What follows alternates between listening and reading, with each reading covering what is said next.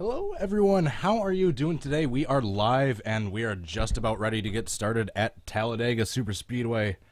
The one and only Talladega, as we get joined by a kitty right away. How is everyone doing? I gotta give a big shout out to, who was that? Some super generosity already. Where is my super chat? There we go. Dabbing Unicorn, thank you so much for the super chat. How is everyone else doing? LP424241, TK Tryhard, Bonzi Hunter,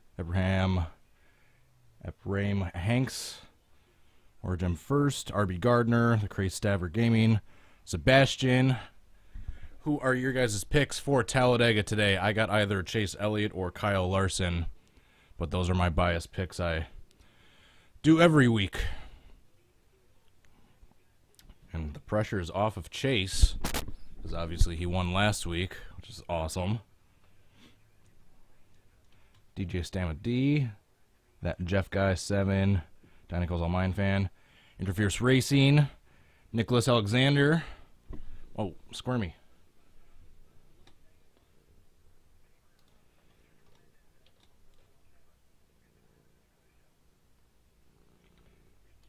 Yeah, for the most part, this is just going to be a reaction stream. But yeah, if anything crazy does happen, especially early on, I will definitely try to reenact it.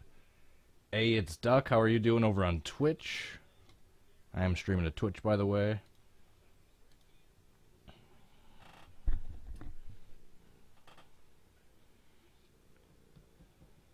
Mr. Diamond 0965. Nathan. Father Heat. Hunter is the Beast. Or Hunter the Beast.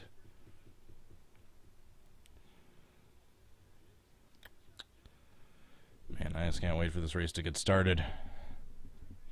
Been waiting for Talladega ever since the last race ended.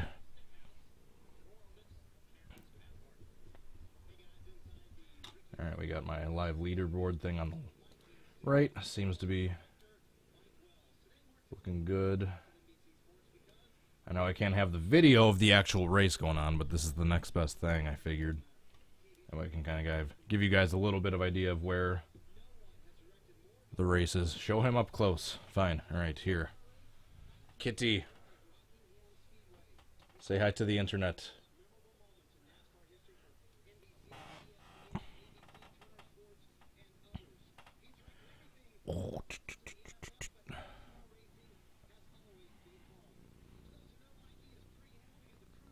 You hear him purring.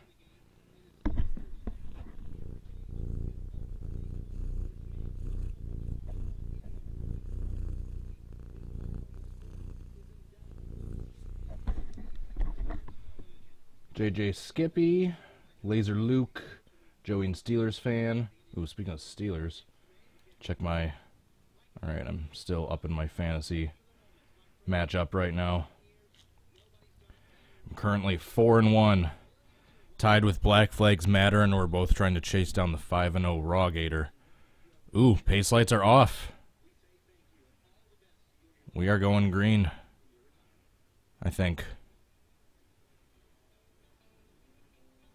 Wait, aren't we? Oh, never mind. I swear I didn't see the lights on the pace car on. Got a little too excited, got ahead of myself.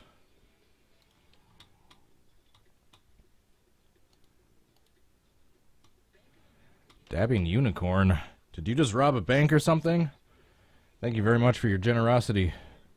And thank you very much. He is very cute indeed. Kenny Miller, how are you doing? Dale Jr. Fan 62. Trying to make sure I didn't miss anyone. Unit 05, Lenore, Fernand Show. Alright, I'll go back down. Stop motion NASCAR.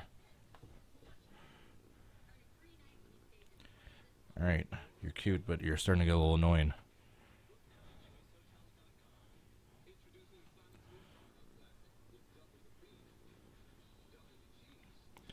Alright, we're probably like 4 or 5 minutes away from going green.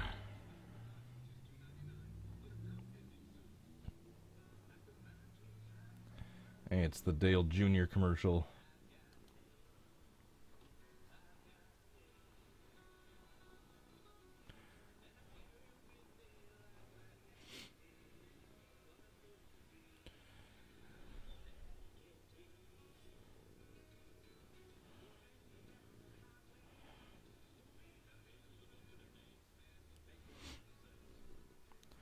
We're going to get started with the race soon.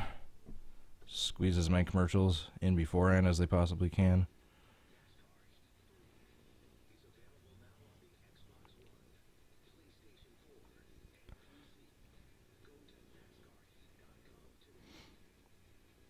If I ever made it to any sort of racing league, if I couldn't get sponsored at all, it would be that me, Ricky Bobby style paint scheme that he did in the final race, except instead of the Cougar, it would be this guy. Hey, that hurts.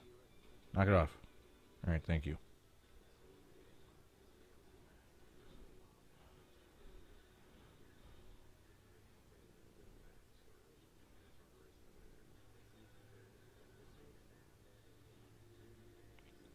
Are they going to show the clip of AJ flipping? Oh, yep, right as I said it. Or which time? I guess he's flipped twice there. Wasn't the first time in 2010? Going into turn one. Ow! Alright. Alright, you warned me. I won't rub your belly anymore.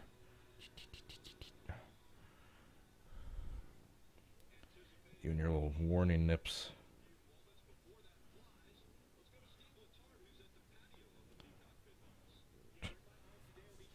Oh, come here.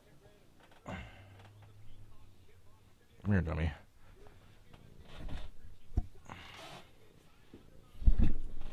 There we go. Now I'm situated.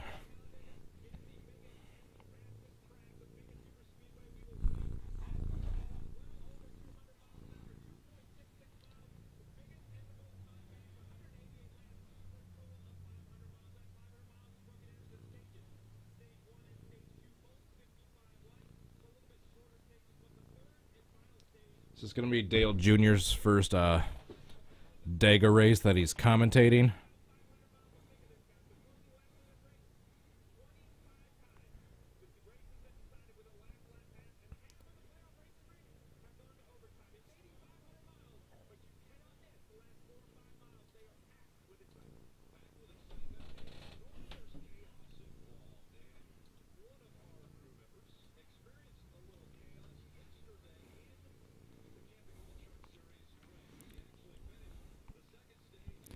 Ouch, yeah, the 47 truck took a hard hit in that wreck yesterday.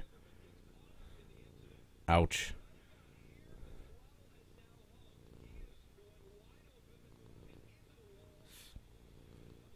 I caught some of that race yesterday, but thanks to it being on some stupid, obscure FS2 network, I was only able to watch part of it through like a secondhand stream of someone recording their TV. Go Flag, how are you doing? Osford Gaming. Hey! Alright, that's right, I said I would stop rubbing your belly.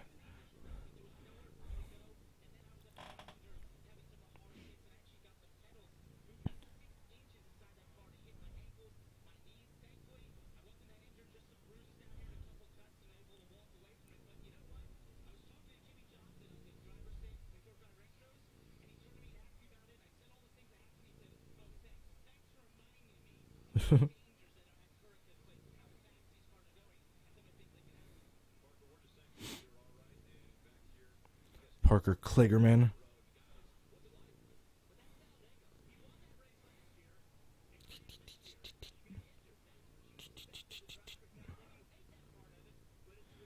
Alright, pace car lights are still on. We're probably going one to go this time by. So who is your pick to win today's race? You heard mine. I'm going for either Larson or Elliott.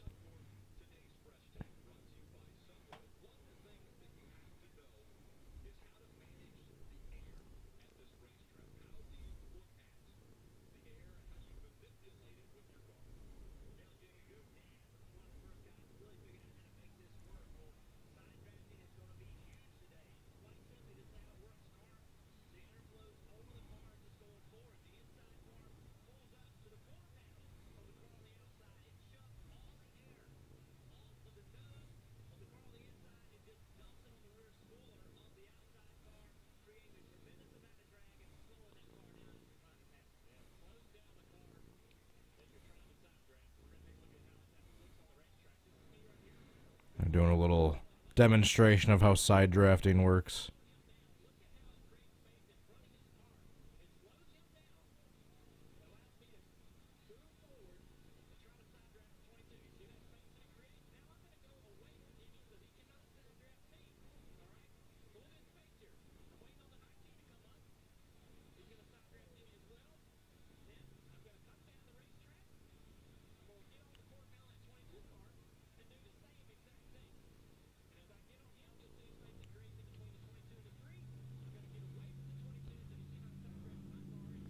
It is kind of neat, explaining how with the side draft that they're able to pass cars on the outside even though the inside line has a way more established drafting line.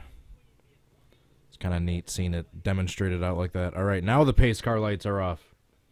We're going green!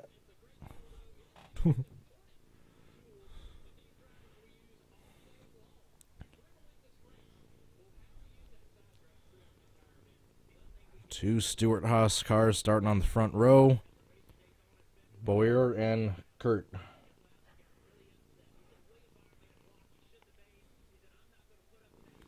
Got three in the... Holy crap, I just noticed that. All four Stewart Haas racing cars are the top four. They have been dominating this entire season, even down to qualifying.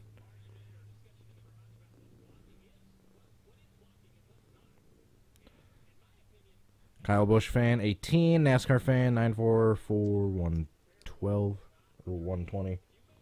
120, whatever it is.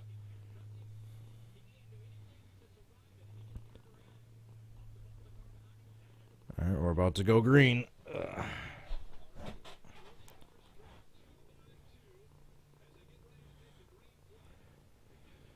Whew. Got the butterflies.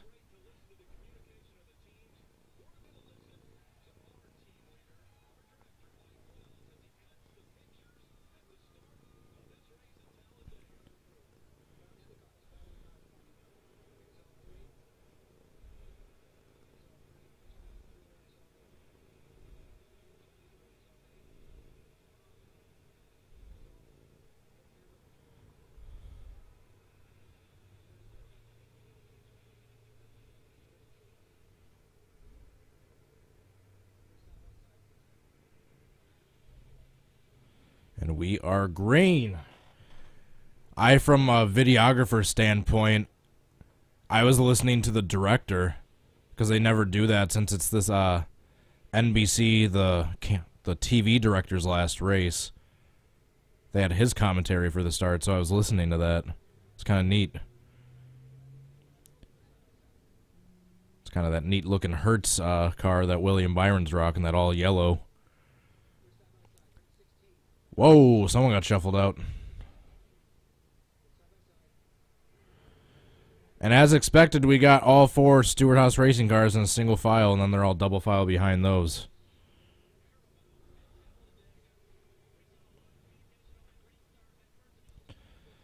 I don't like that. They're just going to be guarding each other.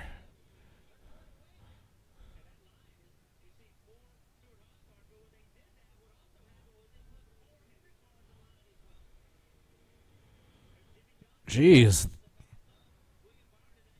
The Stewart Haas cars are just pulling away.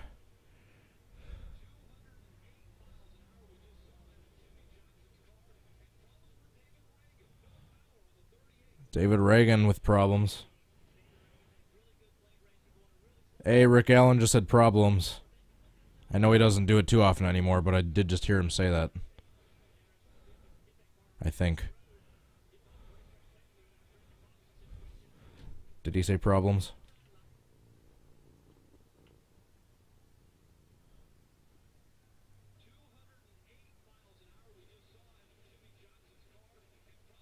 Yes, he did. Okay.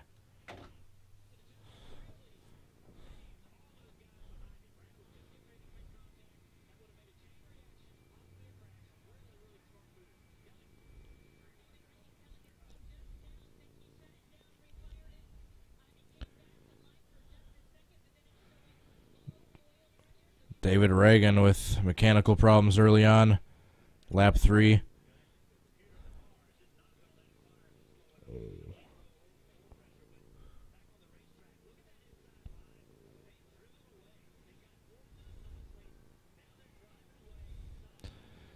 And like most Talladega races, for the first like 150 laps, it's going to be just single file, follow the leader.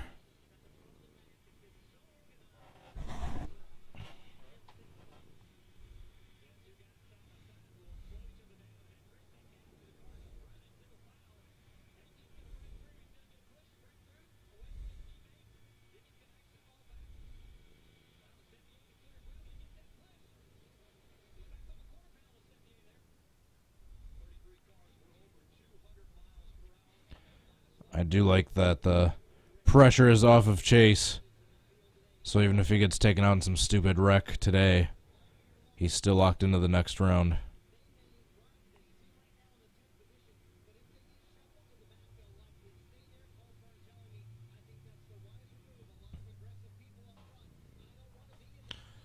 Oh yeah, that's right. I was gonna start looking for...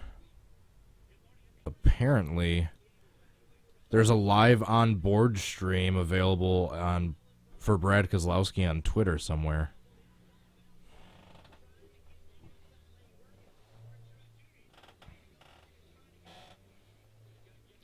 Whoa, Bubba, up in the outside groove.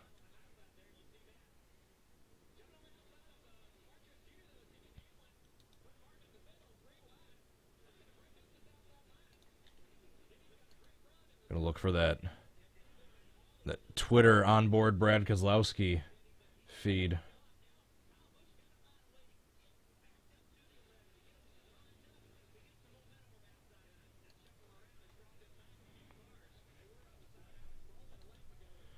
Alright, Brad Keselowski. I'll just try typing that in. I'll go to his Twitter.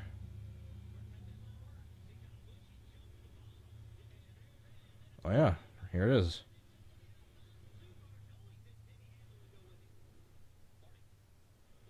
Brad Keselowski in-car camera, live, 2,000 viewers. Holy hell, did you hear that?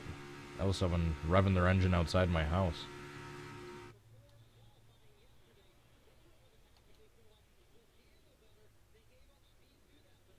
Although I think I had the sound for that Brad Keselowski feed, so that might have been what you heard.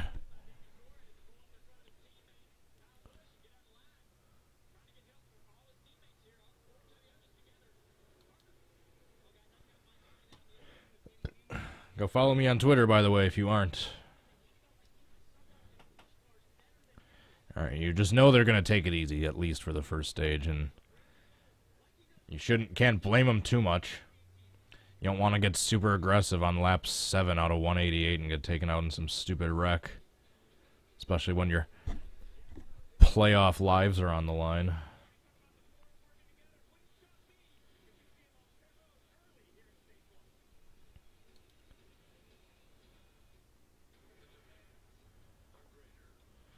Yeah, just go to Brad Keselowski's Twitter if you want a live onboard on his car. I guess that's better than nothing if you don't have any other ways of viewing the race somehow.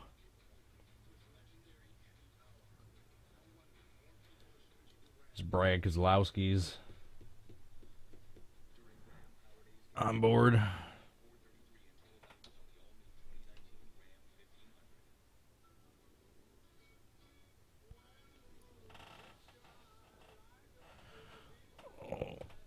Oh, shoot, sorry. Yeah. Almost dropped you.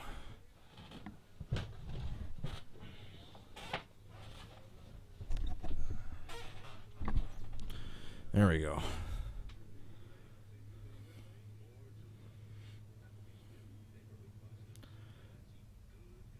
Sorry, Cat, you're the one that jumped up on my lap. You know I squirm around a lot.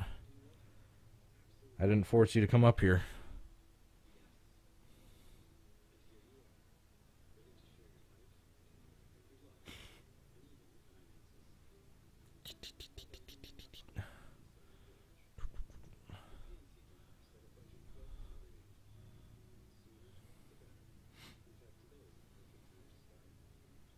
Cat Burrito NASCAR, Walla Boy,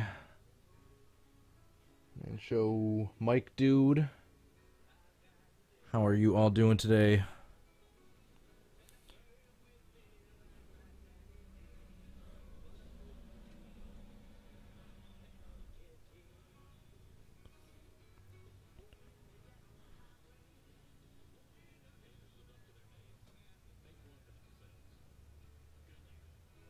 Kyle Busch fan 18. Transberry Juice 6 and 63.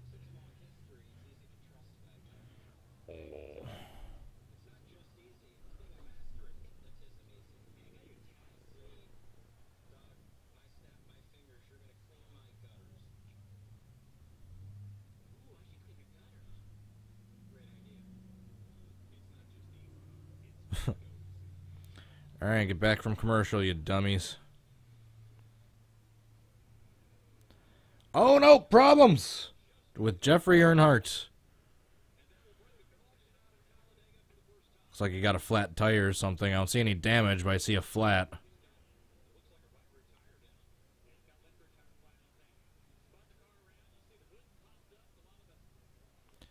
Yeah, that hood damage is probably from...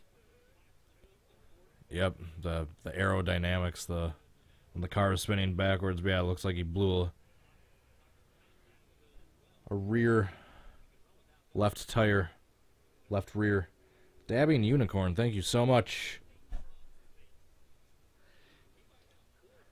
And did Rick Allen say problems once again? Yeah, I haven't seen a replay yet, but it looks like Jeffrey Earnhardt just probably blew a tire and spun. I don't see any body damage aside from the hood looked like it came up a little bit, probably from when the car spun backwards. Probably the air pushed the car up a little bit.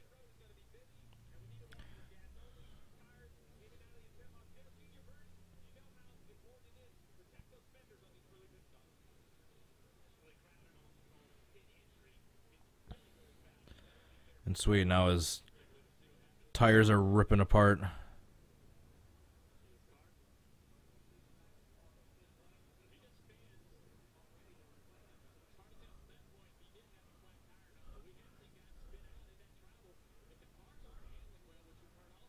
Surprised I don't see more splitter damage from the thing hitting the grass that fast. Yeah, he spun coming out of the tri-oval, coming across the start-finish line. Looked like he may have had a flat beforehand.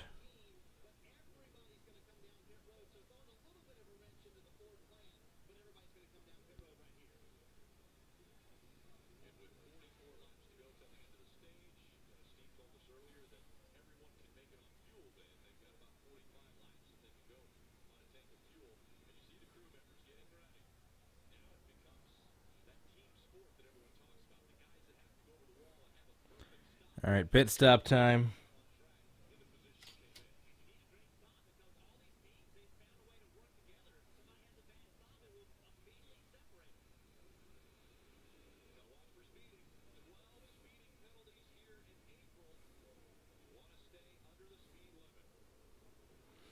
God, from the TV cameras and from like up high, the helicopter view or the blimp view, they look like they're going so slow, but then you go onto the cameras, like the POV right next to the crews, and they're just flying. Because they're still going 55. And the 4 Stewart-Haas racing cars are still in the top 4.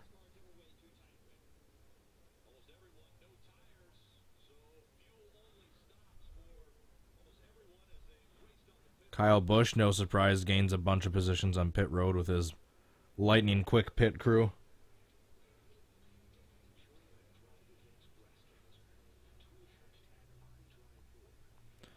And are we going to go back to commercial now?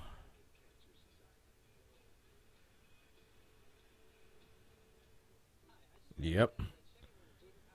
I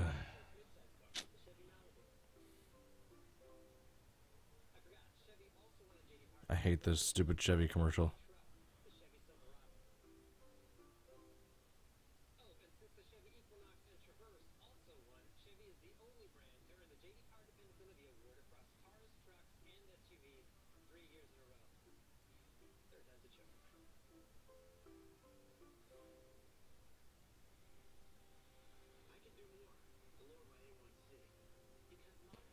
Tyler Cole, thanks for tuning in. Jeffrey Earnhardt blew a tire and spun.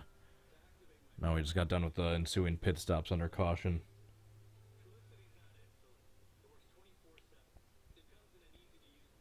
NXSH, Jaden Konsturk.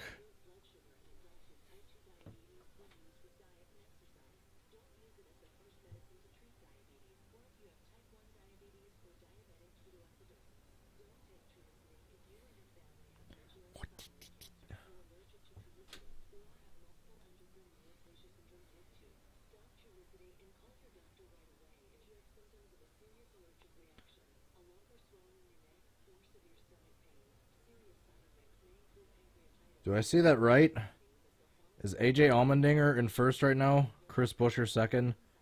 Landon Castle third? Ross Chastain fourth? And DJ Kennington fifth? Am I seeing that correctly?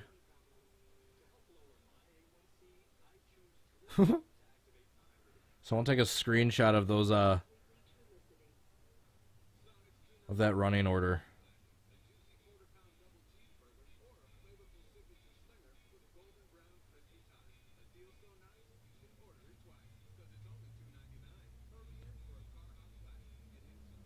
Elon, the NASCAR fan, how are you doing?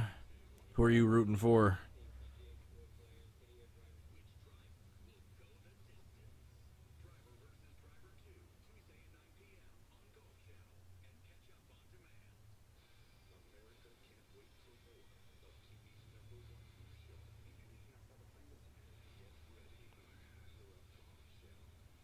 Great as a show. This is going to be a show ripping off Lost.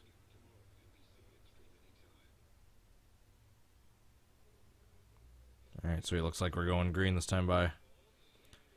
Ooh, Patrick Mahomes versus Tom Brady. This should be a good matchup tonight.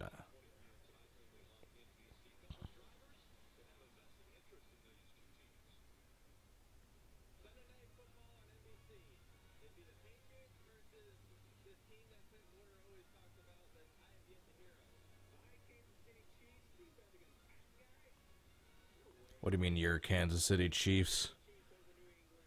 Are you on the roster, Clint?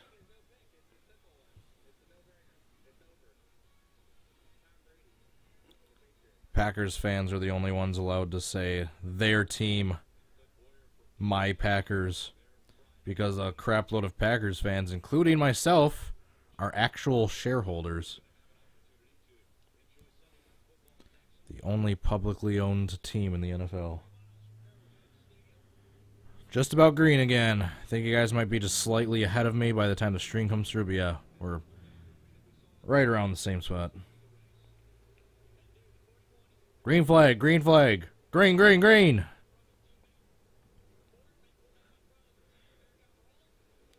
And Clint Boyer, let's look at them. They all just formed in their line right away. Jeez. This is going to be boring if it's the Stewart-Haas Racing party just blocking the top four the entire race.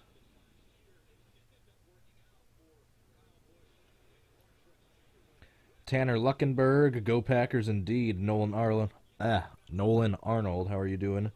Kish Dog.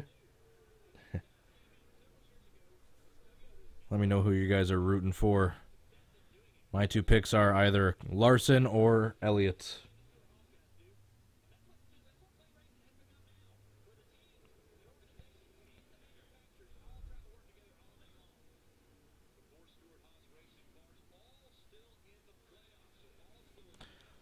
Playoffs? Don't talk to me about playoffs. You kidding me? Playoffs? I just hope we can win a game. Ah, the good old Jim Mora.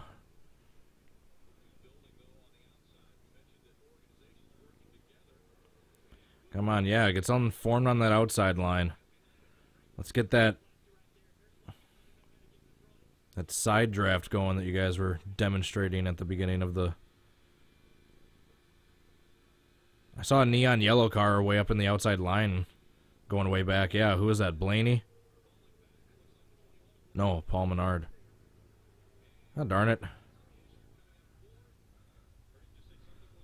Paul Menard, how could you do this to me?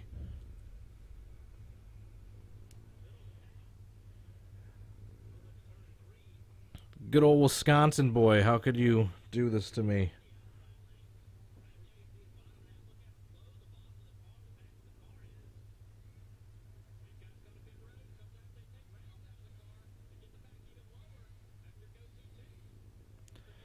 He's gonna go a lap down.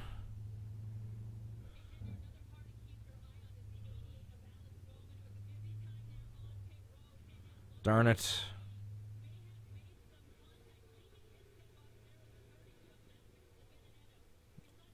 Whoa. Bowman and DiBarito almost made contact. Whoa, someone's up in the outside line going slow. Who the heck was that? 3 wide for a brief moment.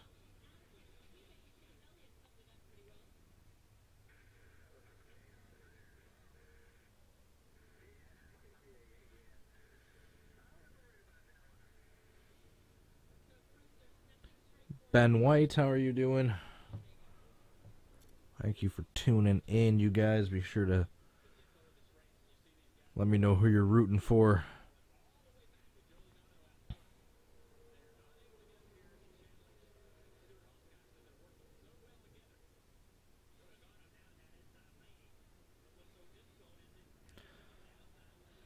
Alright, so it's going to be the Stewart Haas Racing show for the entire race. Just guarding the top 4. They just go single file. Just pull away from everyone else. Then they're not going to contest each other at the end of the race because no one's going to race each other super hard against their teammates at this type of track.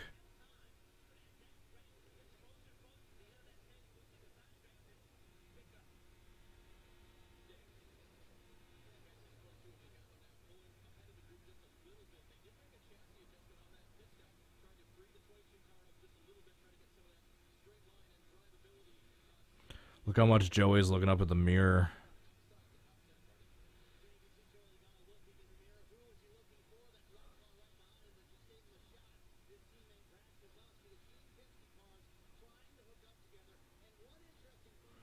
Looks like that outside line is starting to make their way up towards the...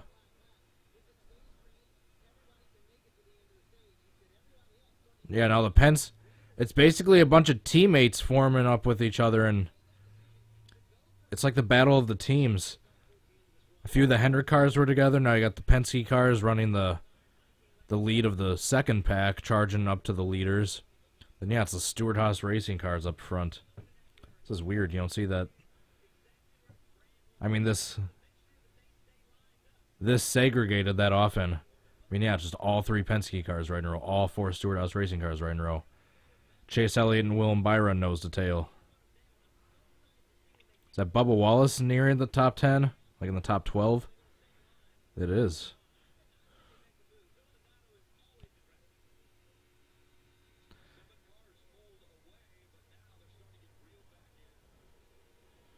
Yeah, looks like they're in the draft of that first pack now.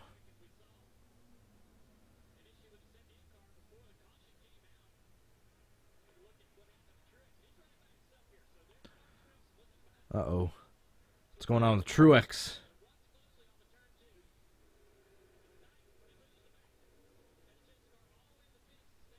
Got a little wiggle.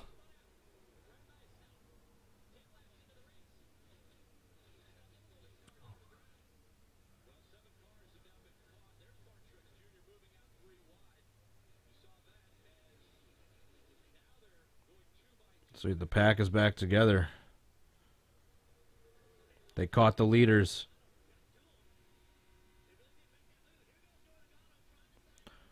Joey Logano trying to get something done on the outside. Chase Elliott pulls up in front of him. Now the 22 might leave Chase Elliott. No, he's side drafting and pushing Chase Elliott. All right, that outside line is getting something moving.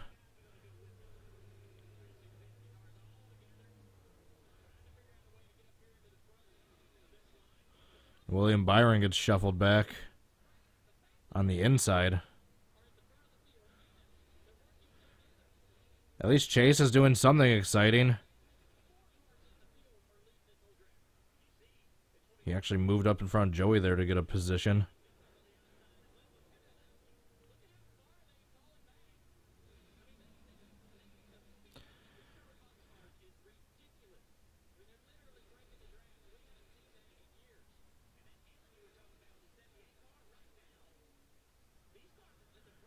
And watch all 4 Stewart Haas Racing cars fail the post-race inspection.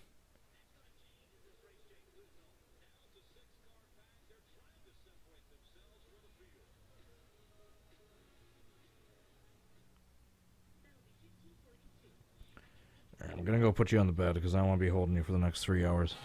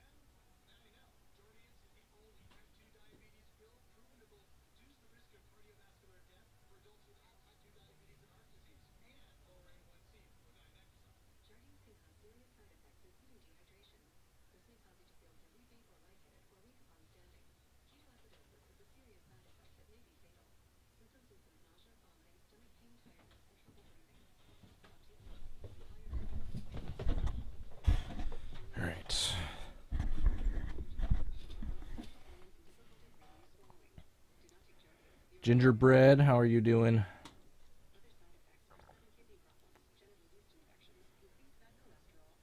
I told you guys they're just gonna take it easy for the first stage. Can't be too surprised.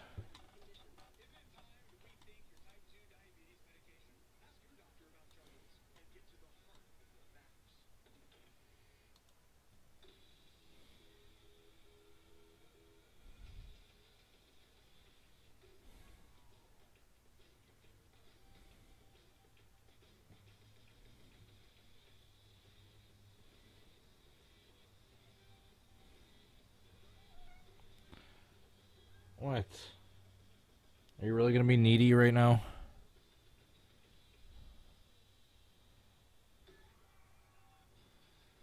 They really made a commercial out of bottle flip clips.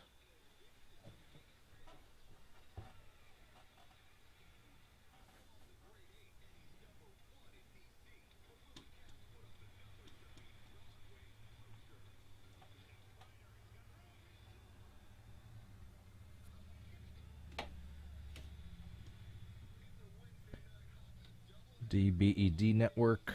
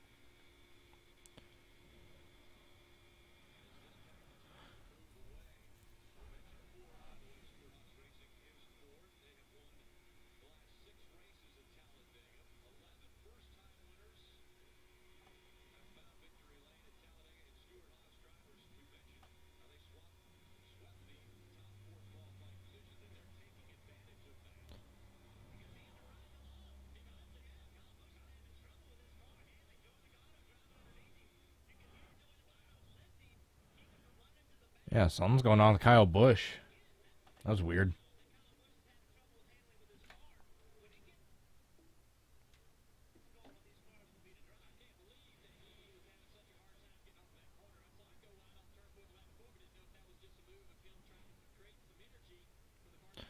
Looks like the lead pack is about to start lapping a few cars in a couple laps.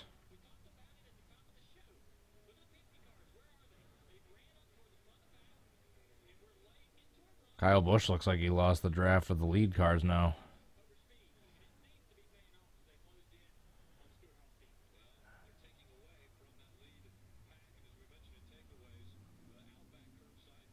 Oh, now two cars just went a lap down.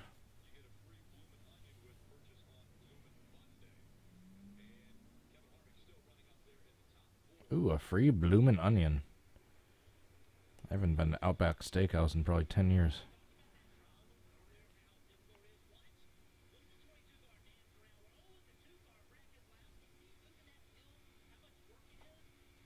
That's weird. It seems like they're just struggling to control their cars coming through the tri-oval more than usual. What? Mr. Needy. Needy.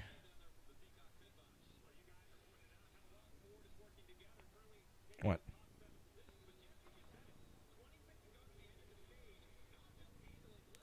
What?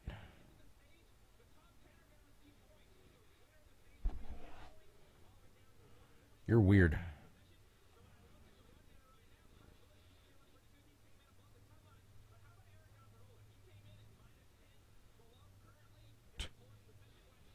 You're weird.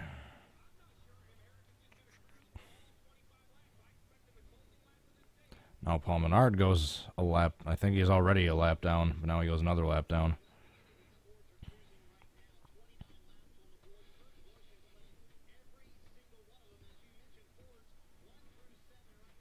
It's basically the Penske versus Stewart-Haas Racing show right now with Chase Elliott as a straggler behind those two teams.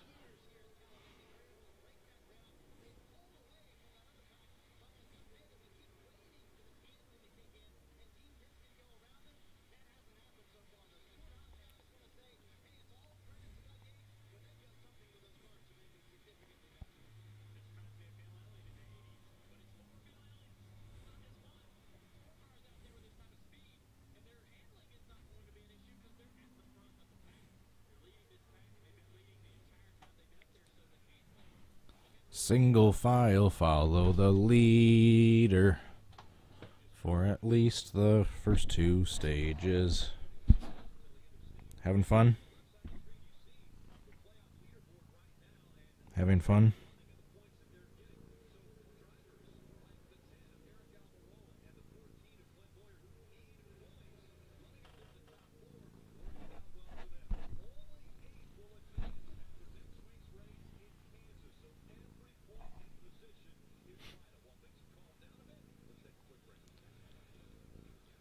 Let's get another commercial in, now that nothing is still happening.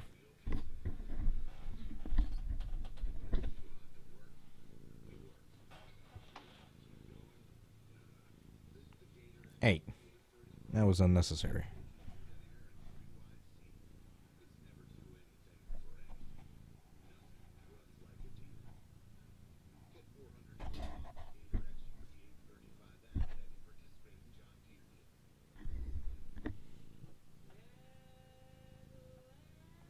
No. Stupid commercials going super loud. What?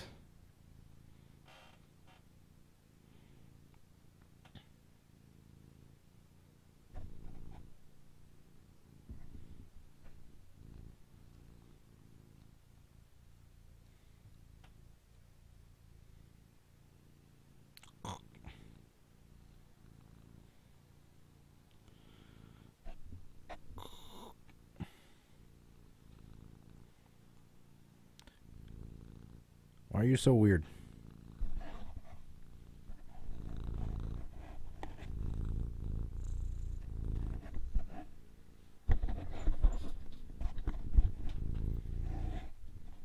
Oh yeah, Bears.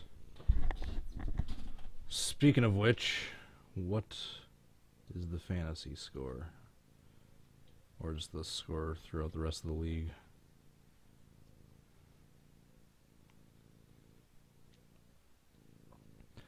How does Jordan Howard only have... Oh, because he got a fumble.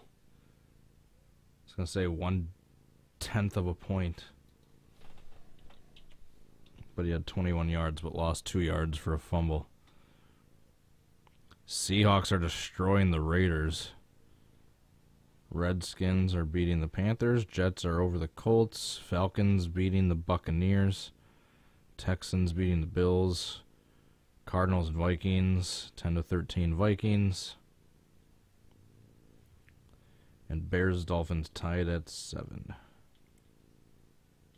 Packers play tomorrow night. I'm going to try to do a reaction stream for that.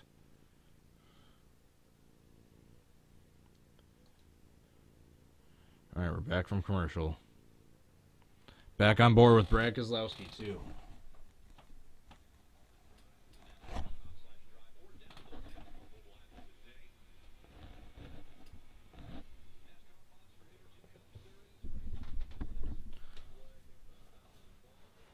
Get your tail out of here.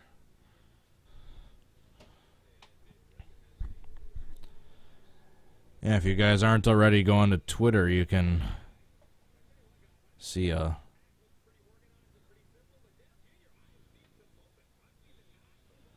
live feed of Brad Keselowski's on board.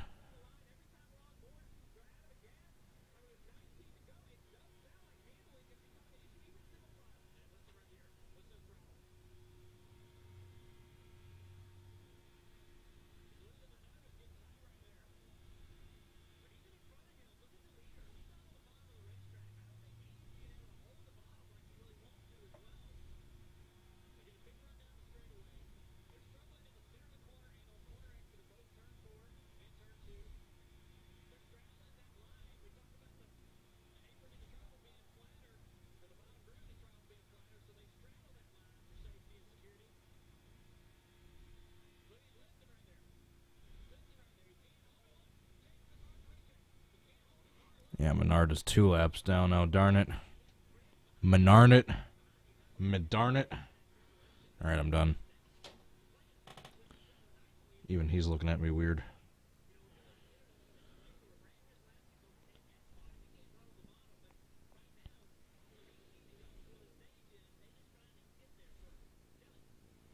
It's like all the playoff drivers have their own pack that's just way faster than everyone else. It's weird.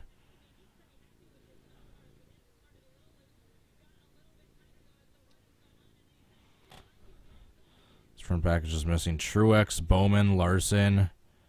Who's the last one still in the playoffs? I think Blaney. No, never mind. Duh, Blaney's up there.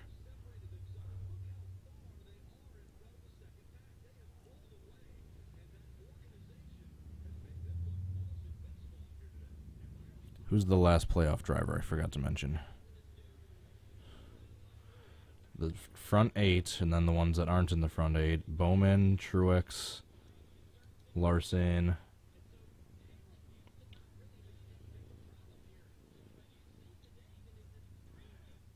N8CS8R on Twitch. How are you doing? Railfan, Mike Gaming. Alright, back here. Calm down, guys. It's just stage 1 at a restrictor plate race. You knew they were going to take it easy. And trust me, you guys, you know that Harvick's crew is going to make a mistake at some point, so he's going to get shuffled to the back. So that way all 4 Stewart-Haas drivers won't be together. Someone's going to get shuffled out, and then it's just going to be 2. That front 4 is going to get broken up at some point, one way or another.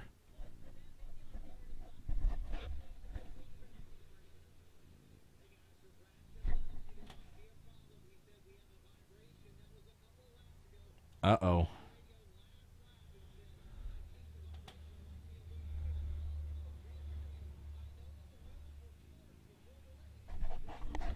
Alright, you're cute, but you're starting to get annoying. Here, have some catnip.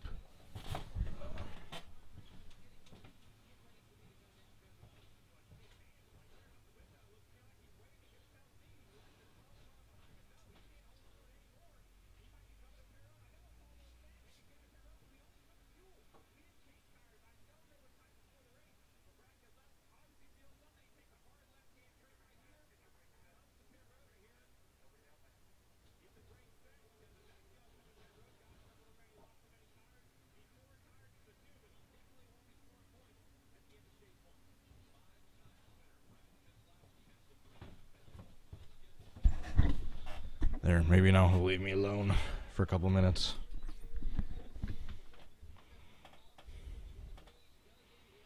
Brad Kozlowski has to come to the pits. Let's go to his onboard.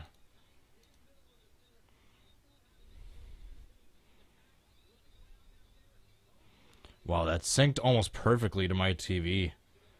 The Twitter live onboard I have of him and the TV. When I saw the left end of, or the left side of the car lift up, went up at almost the same time. You really don't even want any catnip? You're just going to come back and keep annoying me?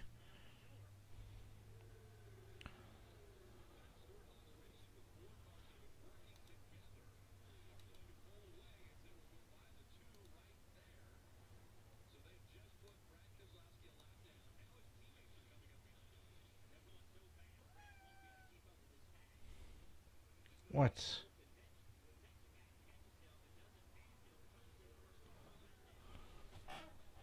Seriously?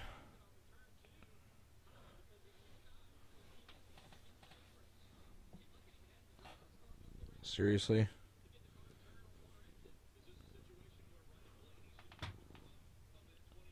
Oh yeah, now you're all wound up, but you still want to keep bugging me. I see how it is. I see how it is.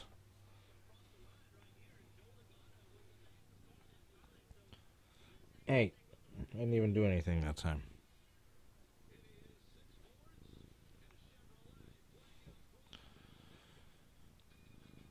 The strategy will change once stage 1 is over. It's still super early in the race. Calm down, guys. There's been stages of restrictor plate races that have been boring throughout history since they've been invented. Not just this year. Billy Davis, how are you doing? Okay, I might need to go put you in the other room because you're starting to get annoying.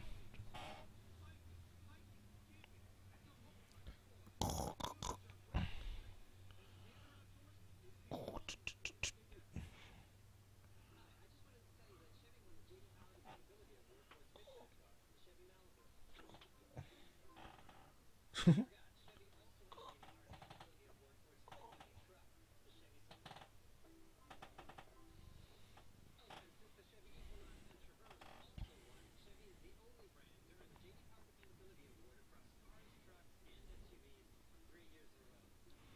now he's definitely all riled up.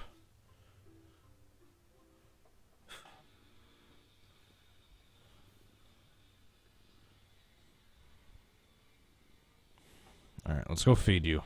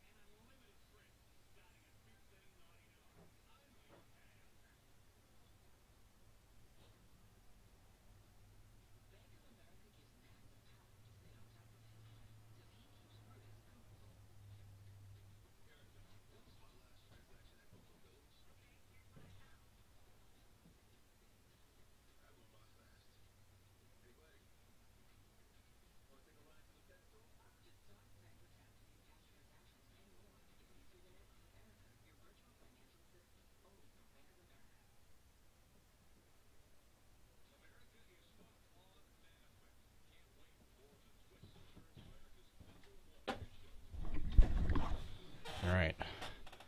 Back from commercial, maybe he'll finally stop bugging me. Look at that. All 4 Stewart Haas racing cars have pulled out just to a giant lead over everyone else.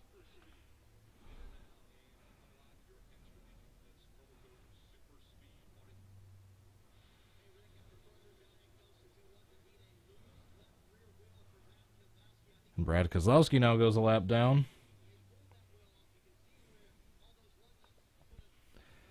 8 to go in stage 1.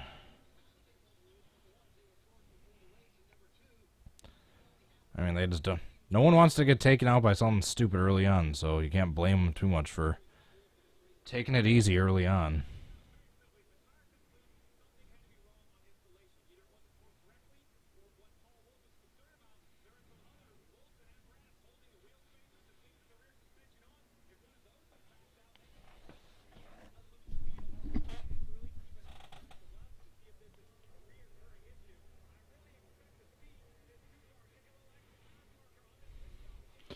Ow. You know how small this little area I'm set up in is.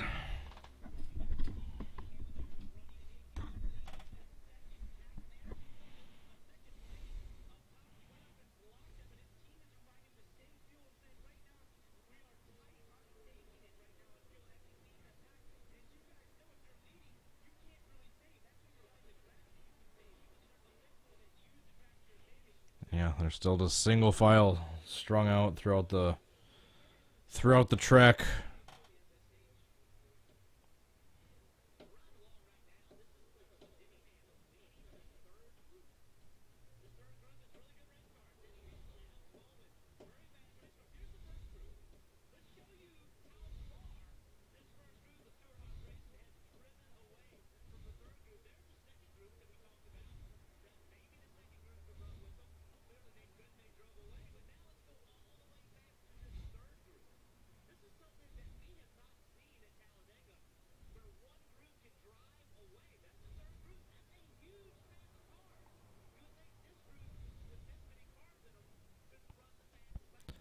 $50 says all 4 Stewart Haas racing cars fail post-race inspection.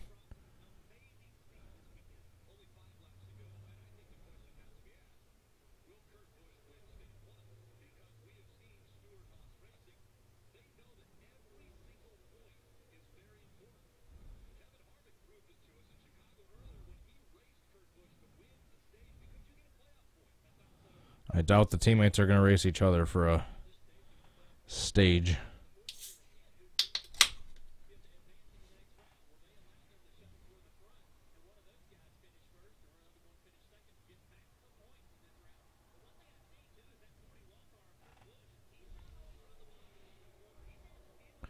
Keselowski, Eric Amarola, Chase Elliott. Dabbing Unicorn, thank you once again. The stage is boring. Hopefully the race will get better.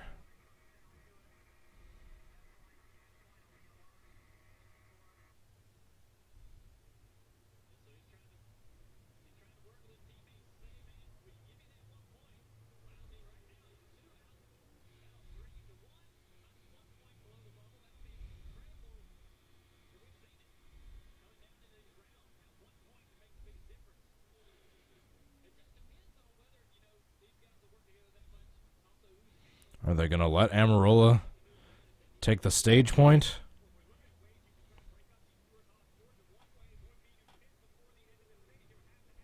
3 to go.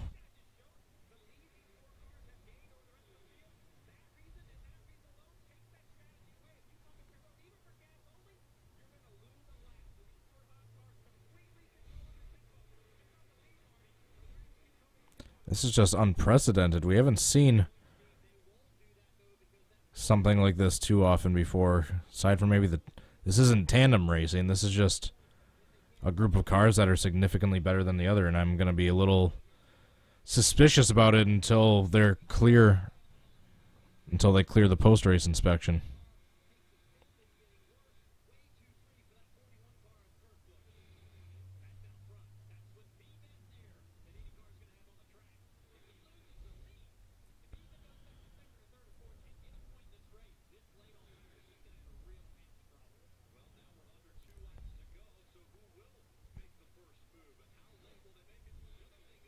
No one's going to make a move. Shut up, Rick Allen.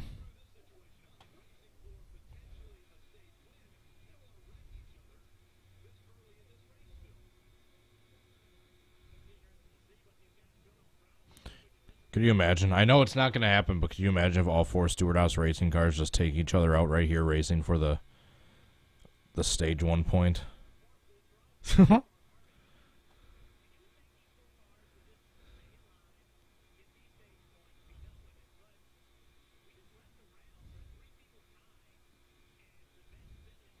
They might put another small group of cars a lap down before the end of this lap.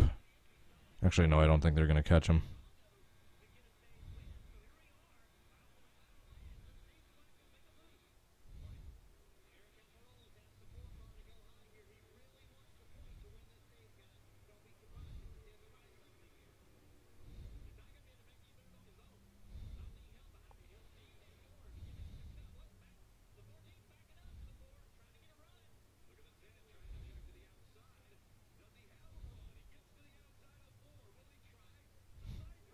You know the race is boring so far when they're getting this excited for an almost pass for third.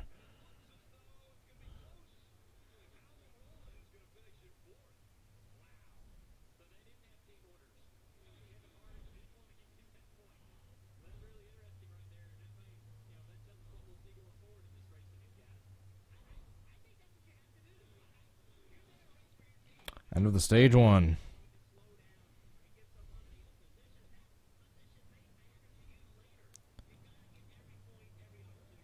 I should need an energy drink or something. I'm going to stay awake for this one. I don't know, depending on what happens with stage 2, I might have to go walk down the gas station, get an energy drink.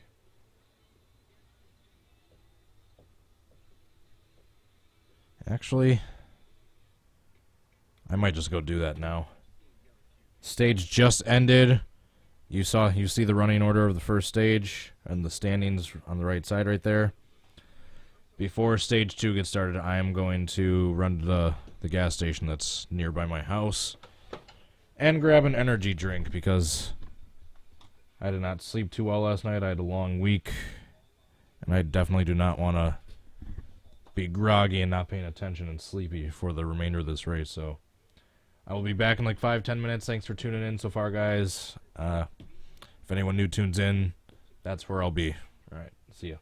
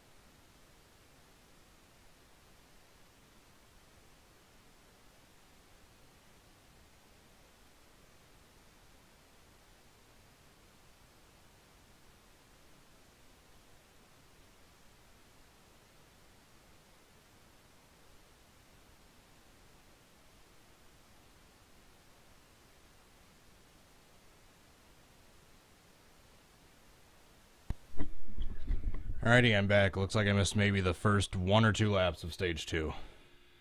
But I am back. Got my monster. Let's open this sucker up. And holy crap, we have someone that isn't a Stewart House Racing car up front. Is that Blaney?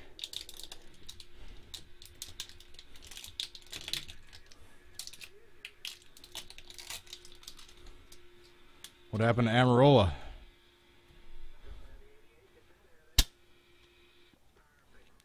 Suppose if I looked at the ticker, I could have saw it was Blaney. I wasn't even looking at the ticker.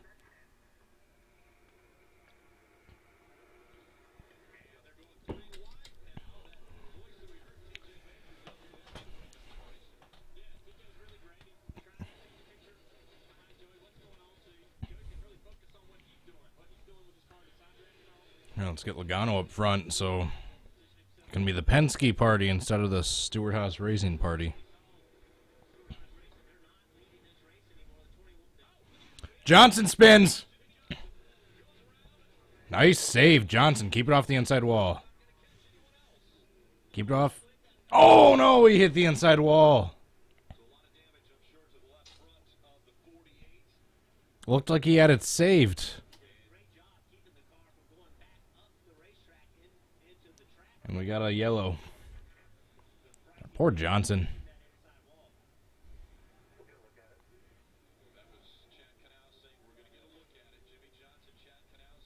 Doesn't look like he's out of the race. It was slowed down enough by the time he hit the wall. As long as he doesn't cause too much damage from that tire rub coming back around to the pits.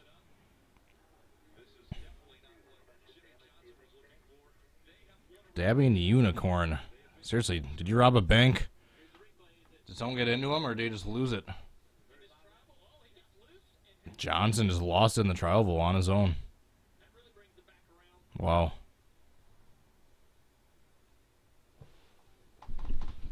That's crazy.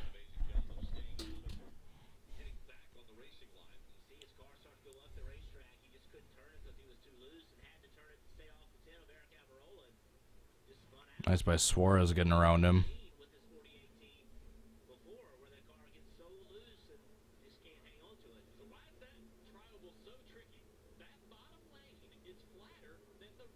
Ouch.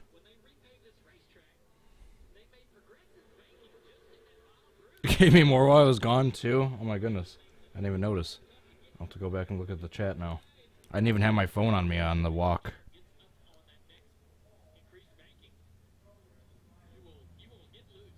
Oh, there he did. Yeah, I'm getting a little suspicious of dabbing unicorn. I think he robbed a bank. As he confirms my suspicion.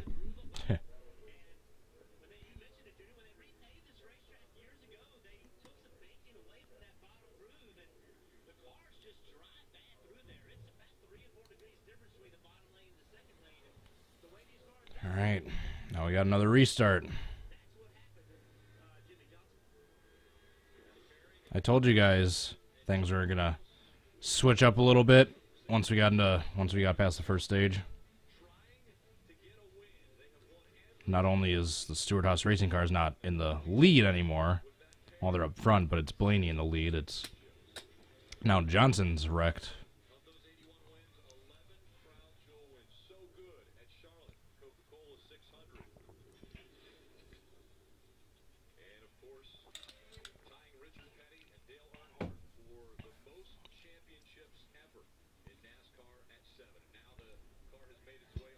Hold on.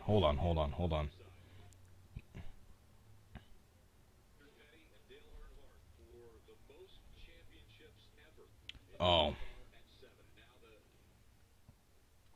Okay, never mind.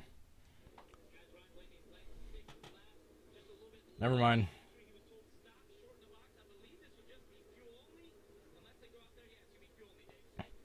Hey, NASCAR. I'm supporting your primary sponsor. Should sponsor my... Holy crap! Did you see Clint Boyer squeak through? And look at that. The Stewart House Racing car is back to the front. Literally all four back up to the front.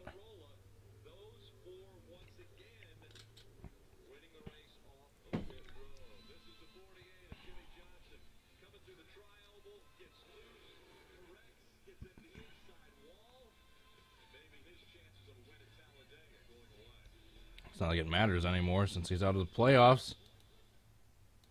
Thank you, NASCAR, for your stupid rules.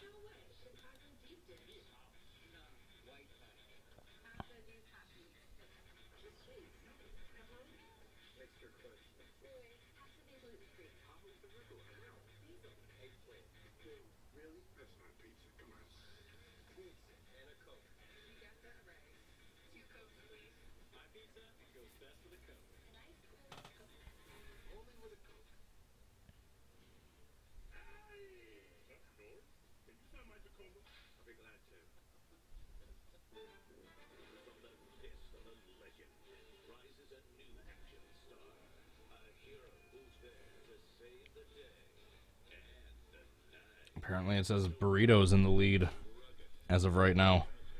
Did he stay out?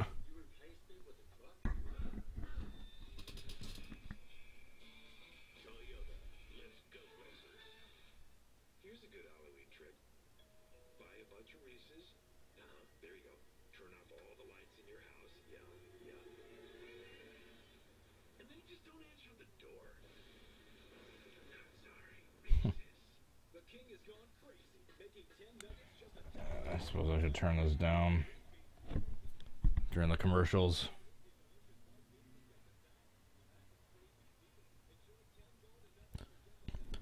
So I get freaking flagged for copyright for some background audio of my microphone picking up my TV audio.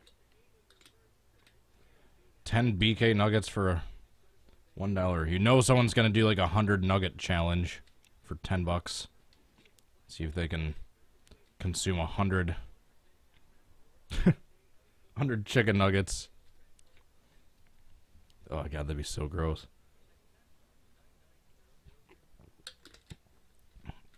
That'd be awesome for like the first 15, and then it would just start getting gross.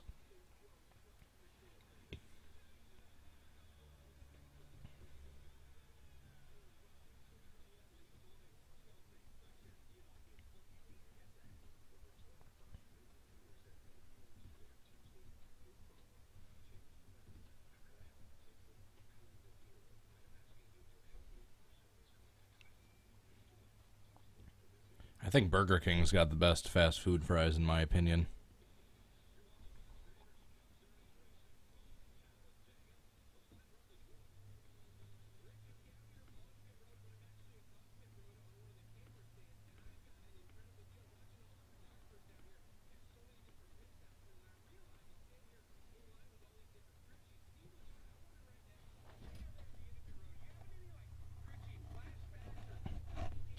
Oh, Five Guys is good too. It's a little pricey, but if you have it every once in a while, it is an amazing treat.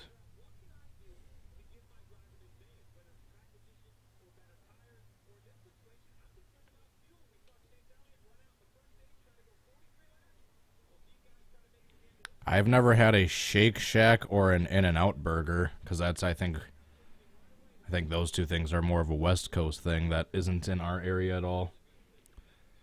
But a lot of you guys probably haven't had Culver's, which is like a Wisconsin, it's a Midwestern but mainly Wisconsin thing, and oh, those are some amazing burgers.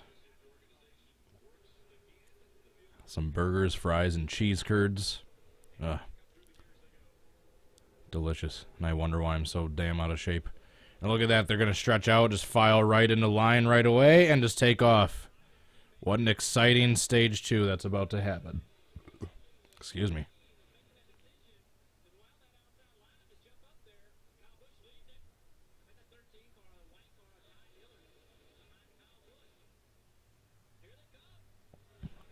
Oh man, the outside line's actually getting something done.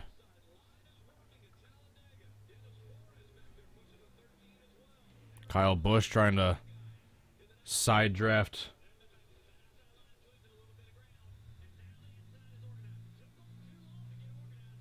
Darn it.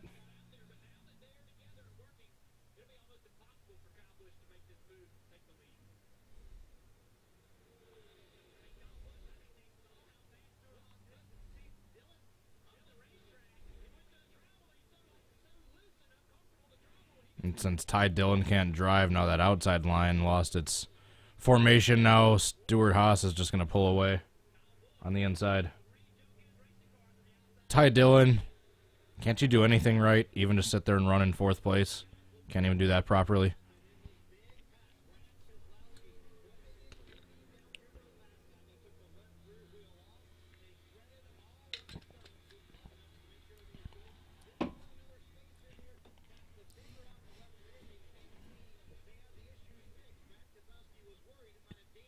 That inside line isn't pulling away.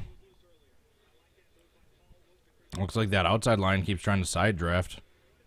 Kyle Larson stuck on the outside, 3 wide in the middle of the pack, dropping back. Kyle Busch up to the front. It looks like he had his nose momentarily ahead of Harvick. Got Suarez up to third, technically in the standings.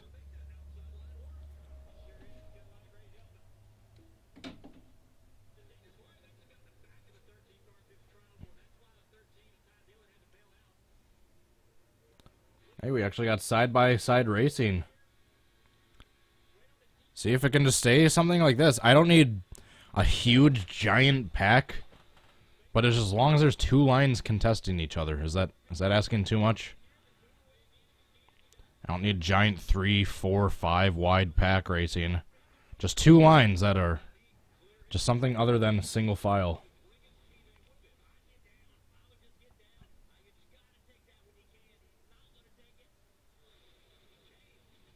I think they're proving that outside line has some speed.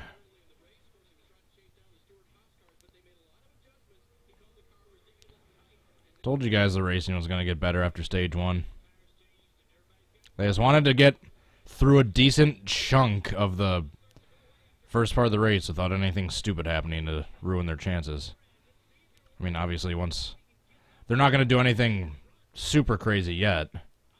I think we're still going to have to get to the final stage before we see anything crazy as far as the racing goes, but I knew stage 1 was just going to be single file for the most part.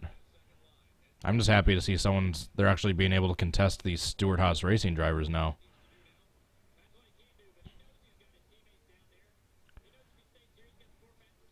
Oh, now the inside line's going to have to check up. Come on, go down and side draft Kyle Busch. I can't believe I just said I'm rooting for Kyle Busch right now.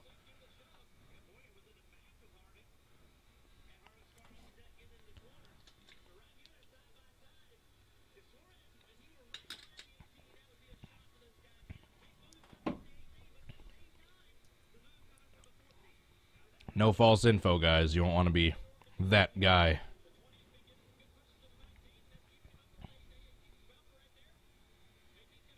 No one flipped. Still just the 2 lanes racing each other right now. The inside line has a slight advantage. But Kyle Busch keeps getting a push from Suarez and everyone behind him and is able to keep contesting Harvick and all those other guys. Stuart Haas racing guys in the inside.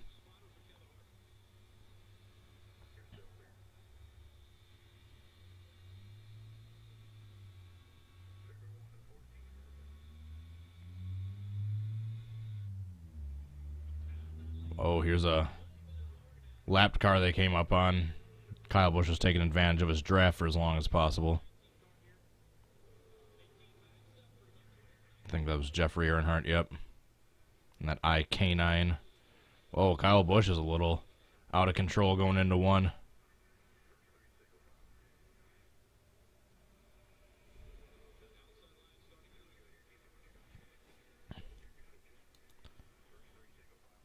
And yeah, once again, if you guys aren't already, if you guys have no other means somehow of watching the race, you can go on Brad Keselowski's Twitter. He's got a live onboard shot right now.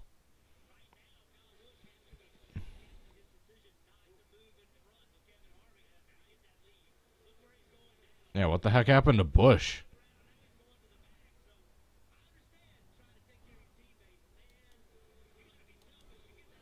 Yeah, there goes the outside line.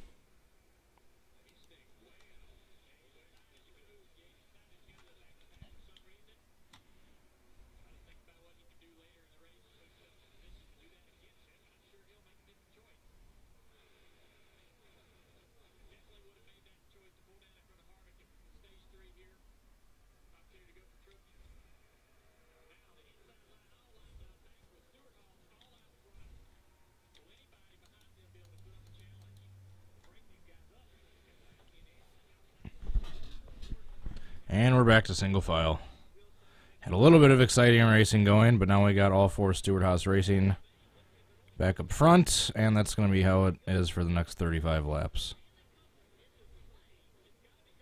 Sadly. I don't blame them too much for wanting to survive these first two stages before they do anything crazy.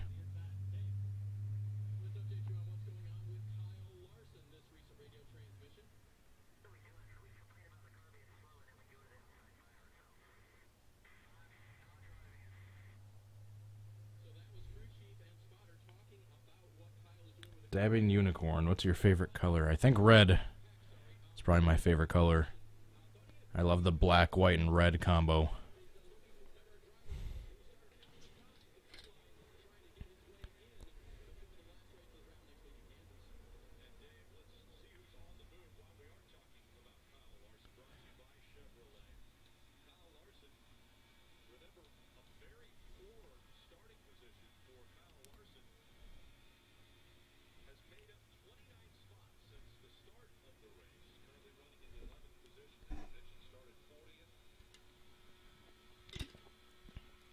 Larson up to 11.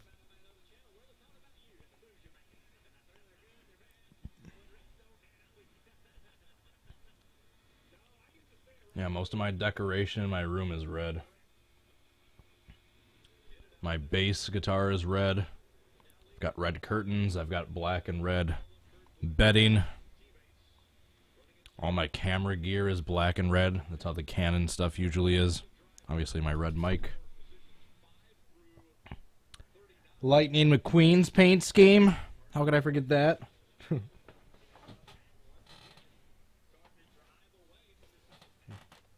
Jamie Mack's paint scheme. I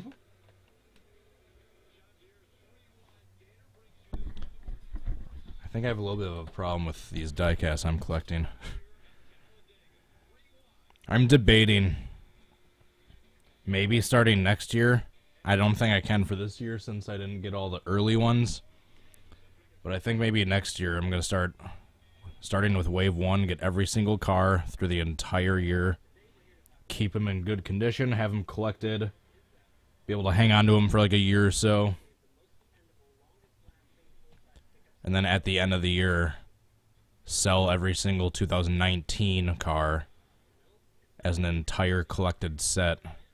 Possibly maybe make a little bit of profit, and then just restart the next year. I might maybe start trying to do that.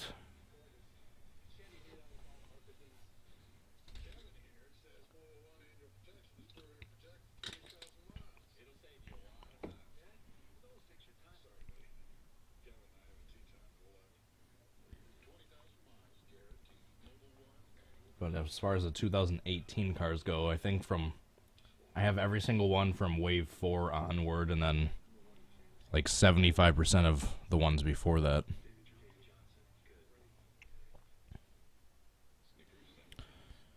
Oh my god, you stupid commercials.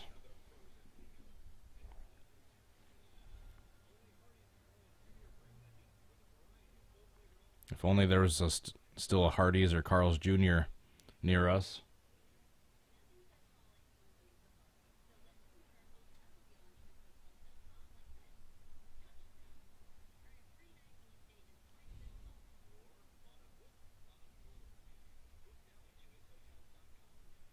I'm gonna come back from commercial and miss another spin.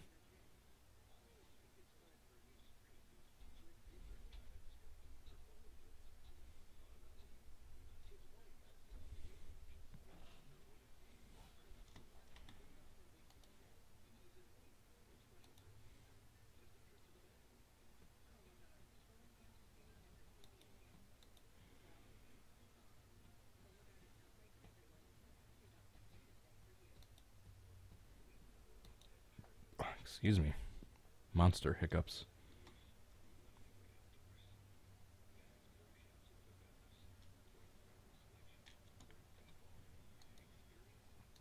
What's the NFL scores right now? God damn it, looks like the Vikings are going to win. Looks like the Bears might win. Lovely.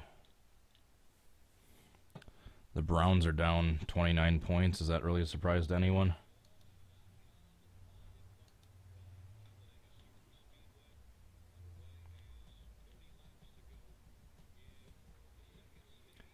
Has Julio Jones gotten a single touchdown this entire year? I swear he hasn't. Jordan Howard literally with 0.4 points. Marshawn Lynch actually has 5.4. He's been really quiet this year. It was kind of a mistake me getting him. Then I've got like 3 players that aren't doing anything until tomorrow. Aaron Rodgers, Aaron Jones, Devontae Adams, Mason Crosby. Yes, I still have him after last week.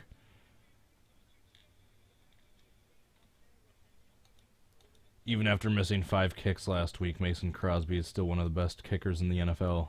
Changed my mind.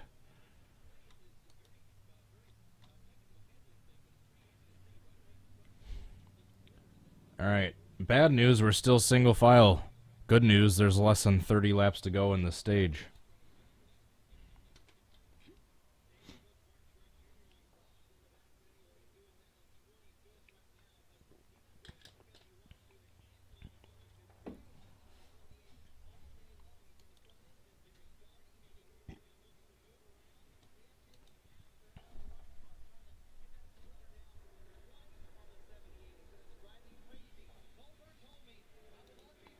That's what I was thinking. I'm just checking Twitter right now. Black Flags Matter was making comparisons. Stewart Haas Racing to DEI in the early 2000s.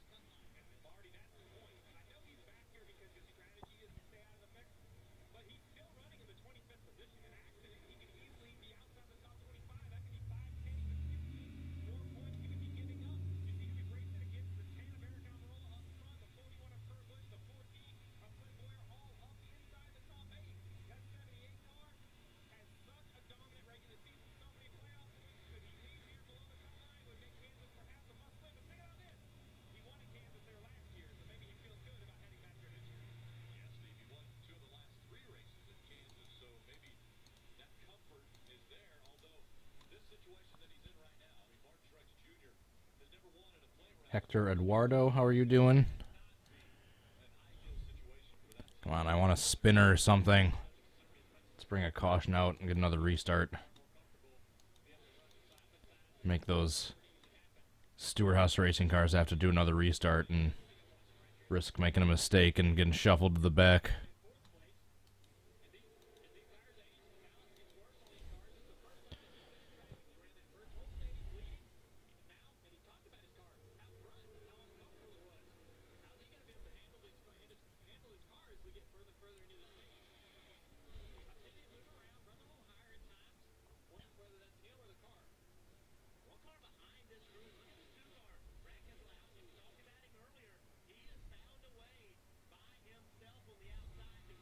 Brad Keselowski is back to 9th after going a lap down earlier. Nice.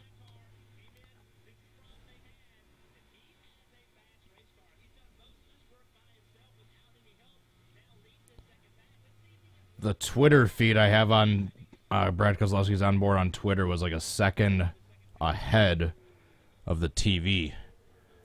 So that's cool. Just going to go check out Brad Keselowski's Twitter page. You have a live onboard shot. Got 9,000 watchers watching it right now.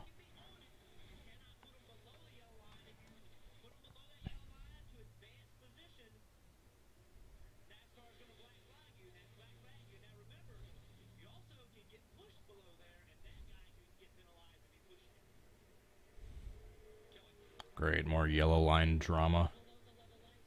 God.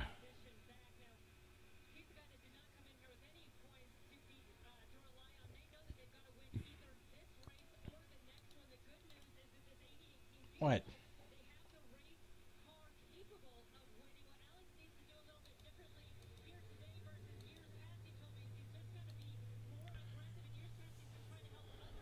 All right, come on. Someone start making passes.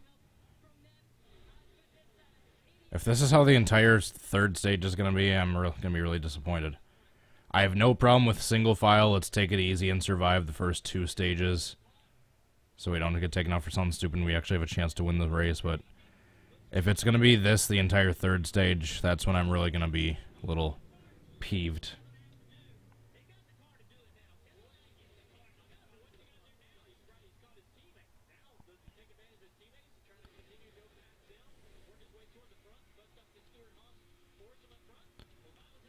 Only 23 laps to go of this single file racing, hopefully. Of the stage 2. That's what I meant.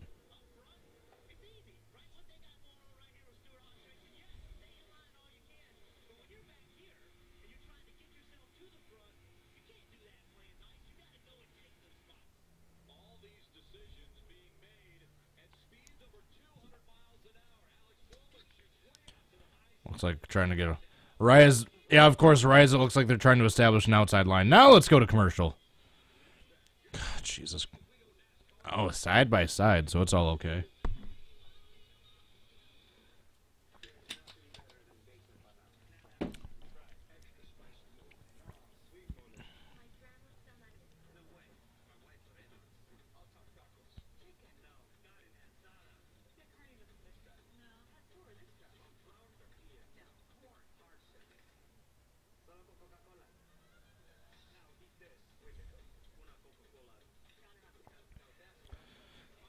Ow.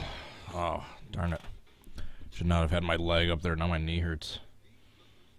Alright, got more drivers trying to go up to that outside line, it looks like.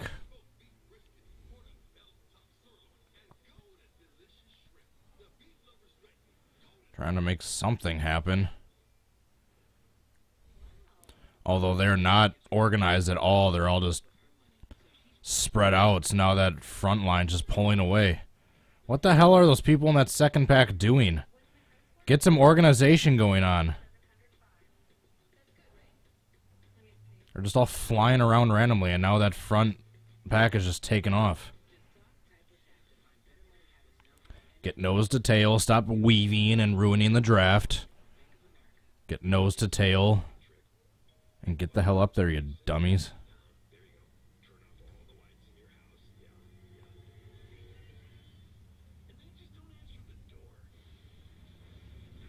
Yeah, look how much further that front pack is up now, because they were just flying around, having no organization whatsoever.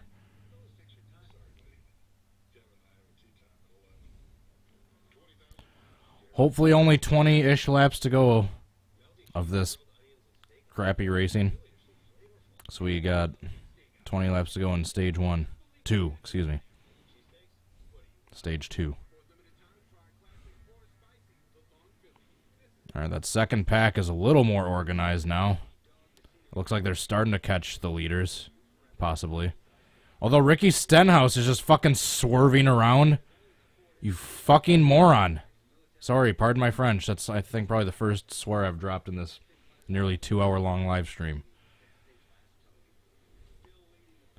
Trying to get better with my language.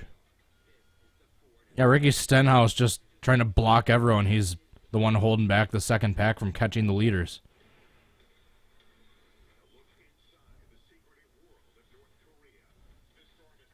He's like single-handedly ruining the second pack's chances of catching the leaders. He's just like literally swerving around. Like, I'm not even exaggerating. He is literally just up front swerving back and forth. Well, thanks, Ricky Stenhouse. You had a chance to catch the leaders if you weren't such a bum.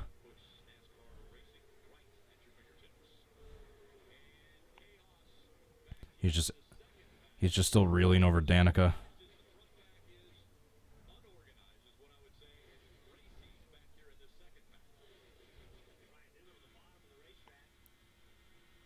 Yeah, they had a chance to catch him, but Ricky Stenhouse, the rest of that second pack is trying to be organized, and he's just swerving back and forth, breaking everyone up and ruining that pack's momentum of trying to catch the leaders. God, what an idiot. He's like the pariah of the league at this point. Good, and most of them are getting past him. And look, there he is just swerving back up towards the outside line when they're almost all past him now at this point. Good. Get in front of Stenhouse.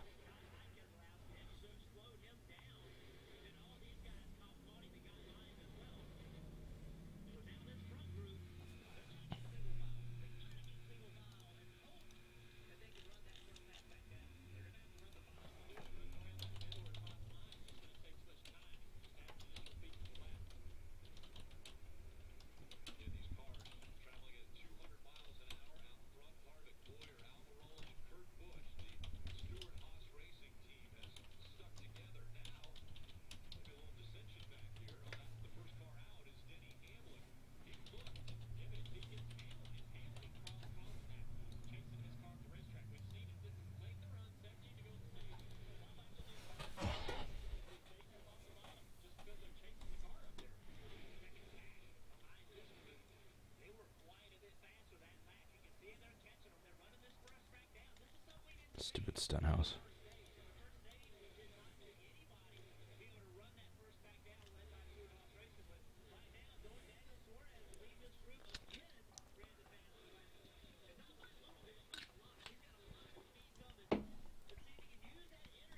They're tracking him down.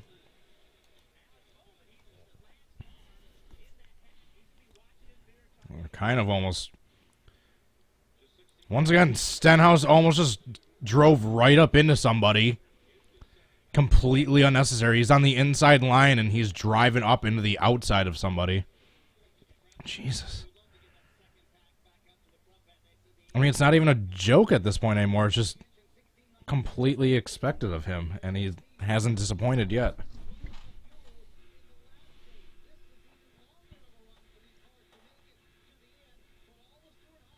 Got 15 laps to go in stage 2, and they're actually starting to get bunched up a little together. They're still single file for the most part, but they're starting to get bunched back together a little bit. That outside line is starting to get there.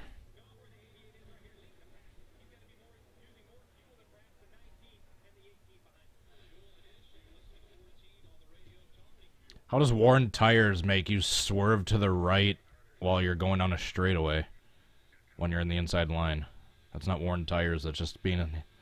How come no one else did that? How come all 40 other drivers didn't take a right-hand turn in the straightaway when they all have the same amount of tire wear? No, it's just Ricky Stenhouse Jr. being Stenhouse Jr.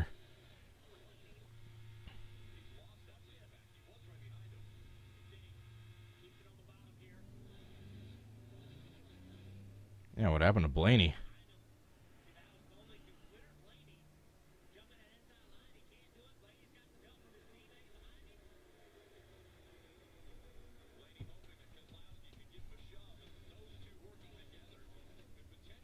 At least we got side-by-side racing in that second pack.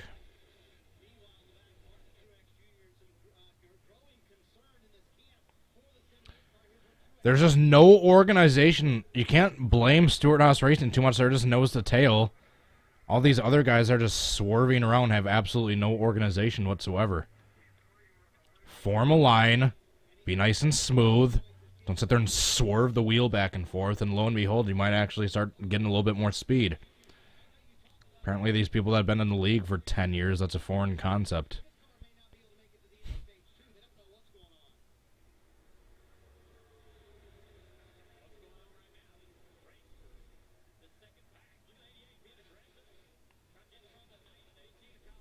I mean, maybe get organized like the Stewart-Haas Racing drivers, and you'll actually be able to contend with them.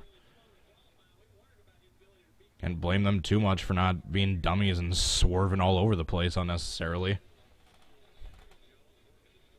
Just completely ruining their draft and their speed.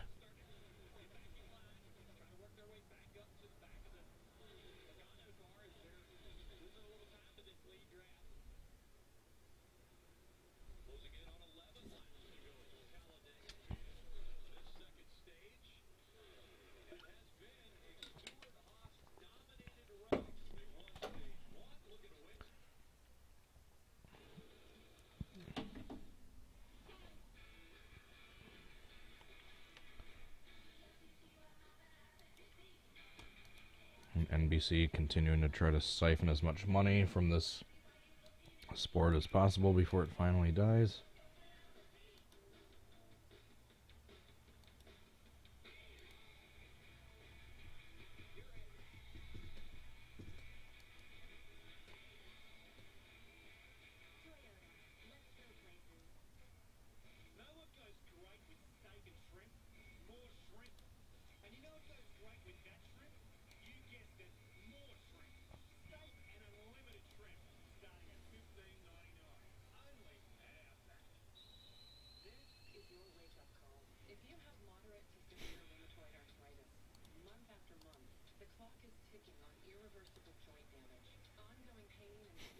It's hilarious.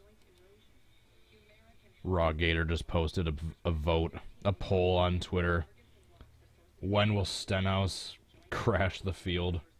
It's just a bunch of choices of laps. Excuse me.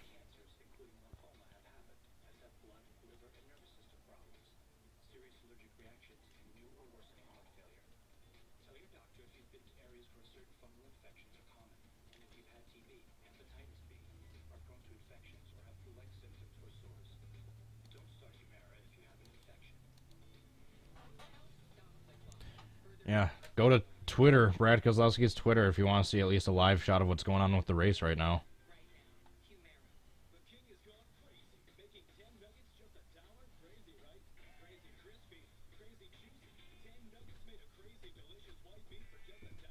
Larson's back up towards the front. He's got a big push by Brad Kozlowski. Or, not Brad Kozlowski, Kyle Busch. I meant KB, not BK. Man, that outside line's getting a big push. They might be able to catch the leaders yet. Got a big outside line formed. It looks like they're catching the leaders. Got like 1 or 2 cars trapped on the inside right now, including Brad Kozlowski. I'm watching the feed on his Twitter right now. His live onboard. There we go. Now we're back live. We're back from commercial.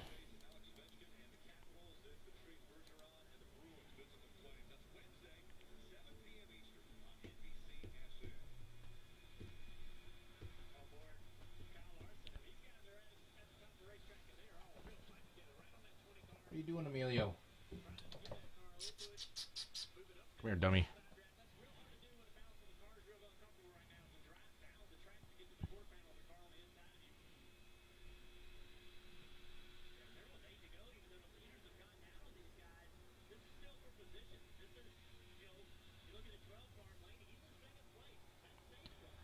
I'm really curious to see what's going to happen stage 3. If we're going to see more of this or if we're actually going to be seeing different racing. Got 8 laps to go.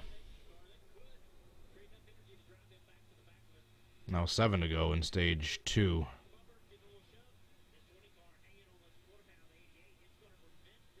It looks like they're catching the leaders. Each time I keep seeing that Kyle Larson on board, it looks like they're getting closer to that front pack.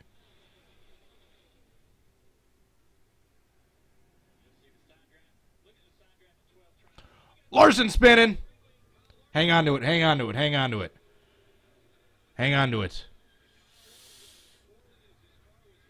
Don't hit the grass. Alright, he had a little bit of damage up on his right front fender, but other than that, not too much damage. So now we're going to have a restart. There's just a little bit of fender damage. Darn it.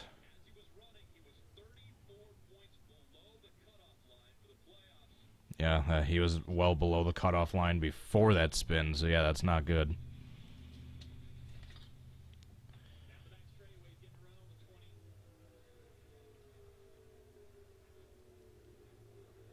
Oh, wow. Yeah.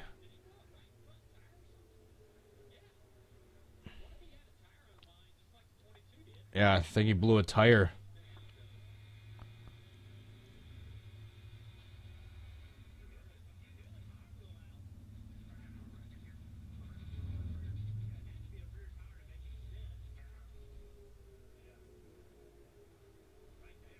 Yep, you can see the debris flying.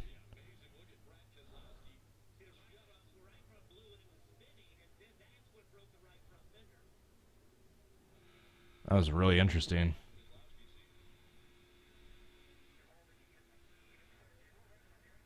Brad Kozlowski was almost in the wrong place, wrong time right there.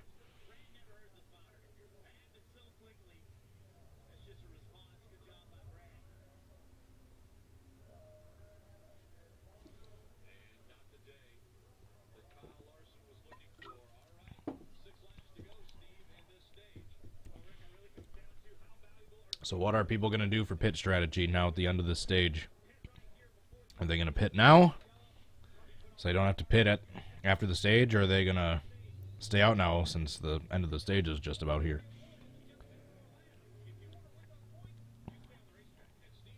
It's going to be an interesting restart.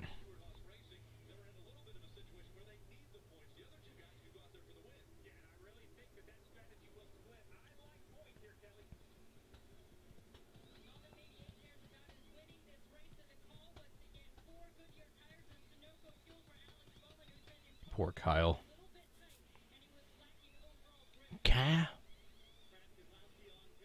Got Bowman pitting, Kozlowski pitting.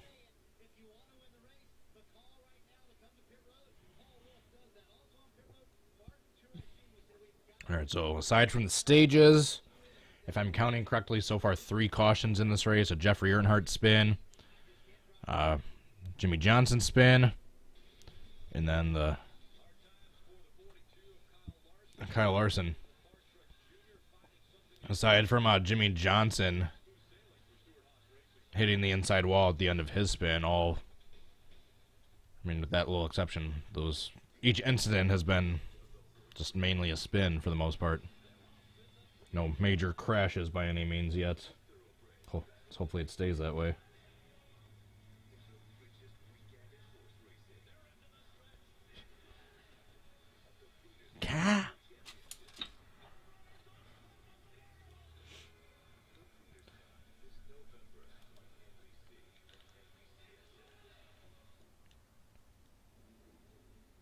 Ooh, nice. Texans just got me a defensive touchdown. Awesome.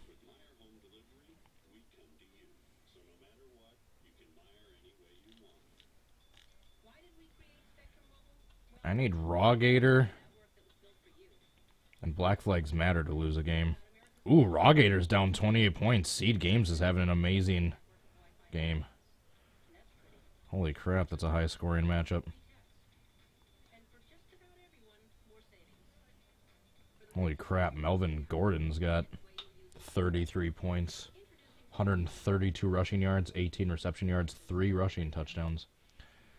The ex-UW Wisconsin alum, Melvin Gordon, who for 1 week had the record for most rushing yards in a single game in an NCAA game. Then literally like the week after he broke the record, someone else did. But at least he had it for like a week.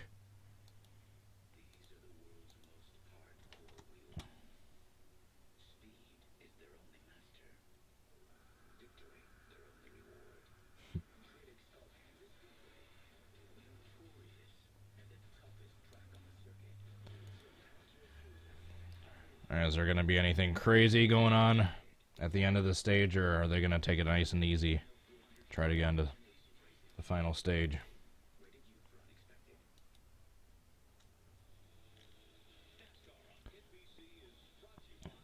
Alright, once we're done with this stage, I'm going to take a really quick break, because I'm going to have to take a leak. And it should be all good for the rest of the race.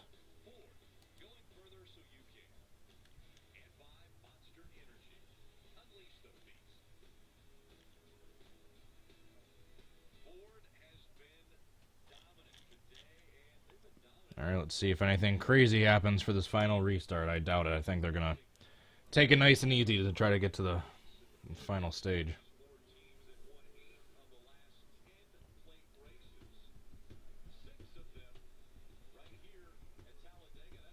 So they're going to be a restart with like 3 to go.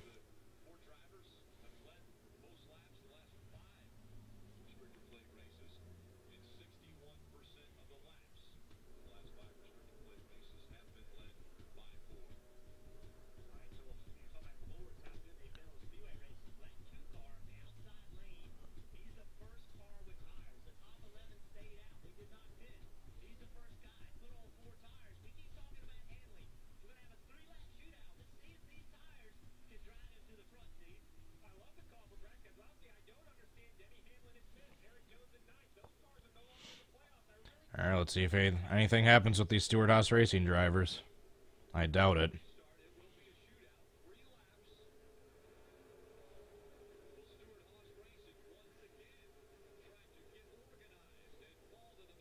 Of course they are.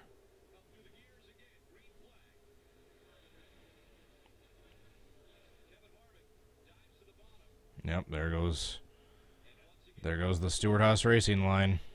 Whoever would have guessed. Jesus. Literally before they even get out of turn 2, they're back to single file.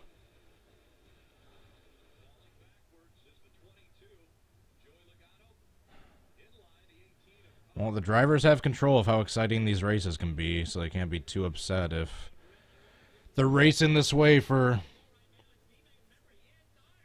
Yeah, they can't be too upset if their fans are dying off when they're racing this way for 75% of the race.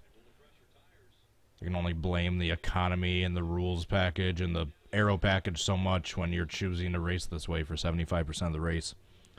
The cars don't have minds of their own. The drivers are choosing where the cars are going, and they're choosing to go single file basically the entire time. So when you're driving this way and then you have fans dying off in droves as a result, you can only blame the economy, the aero package, the rules so much before you have to start looking at yourselves in the mirror.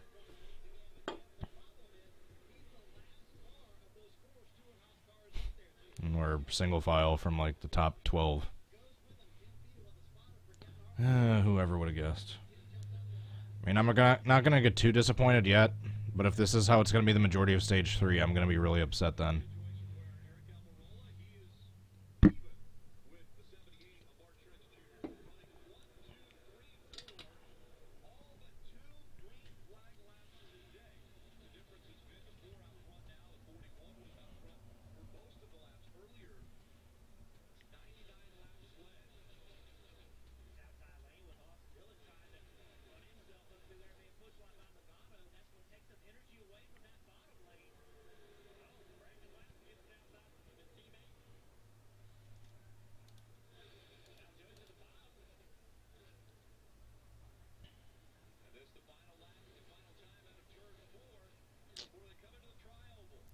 What amazing racing for the first 2 stages.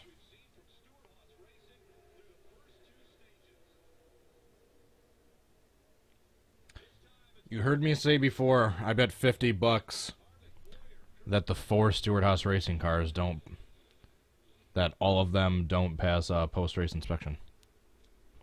Not that they all fail, but that all of them don't get cleared. That maybe 2 out of the 3... or 2 out of the 4, or 3 out of the 4 cars pass, but then the other couple fail.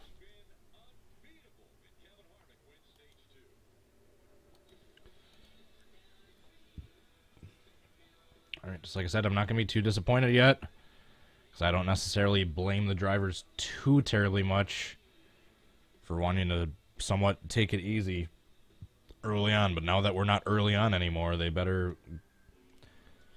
get their asses doing some exciting racing, not just running single file the entire time, because you're at a major crossroads for the sport's future right now. If you want to keep some of the few remaining fans you still have left, maybe make one of the last few restrictor plates races before you implement this even more stupid new aero kit package. Maybe somewhat exciting. What a concept. I don't know. Cool. Alright, but yeah, taking a quick break. I will be right back, just taking a leak and maybe grabbing a couple raisins or something, but I will be back in like 5 minutes. Thanks for tuning in. Get ready for the final stage.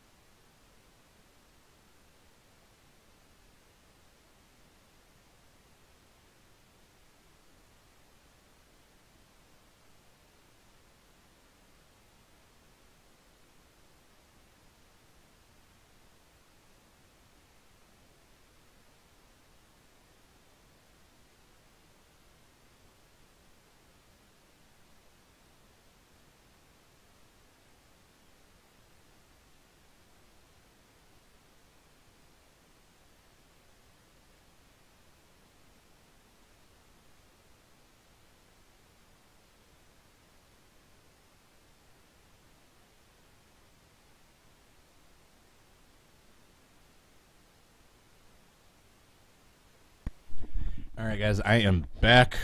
Right now, they are interviewing some Canadians. Gotta turn this up. From what I saw, it looked like Stuart Haas is not up front. So, an interesting turn of events. I don't know what happened in the pits, but we are about to go green in like 15-20 seconds, and I'm not seeing too many Stuart Haas drivers up front. I feel like there might be some sort of trouble. I feel like the Stuart Haas Racing guys are going to try to, shortly after this restart, get all clumped together and start making their way up through the field, but might try to force something and have a little trouble. The closest I see Harvick in like 12th. That's the most up front one I see. All right. We are green for the final stage. On board with Kozlowski on Twitter. Whoa, someone got forced down below the yellow line. I think that was Menard.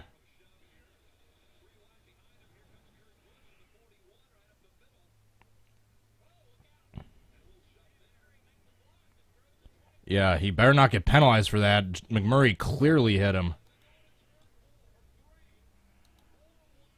He better not get penalized for that. These Stuart Haas Racing guys are probably getting a little nervous with being in the middle of 3 wide, trying to get back up to the front.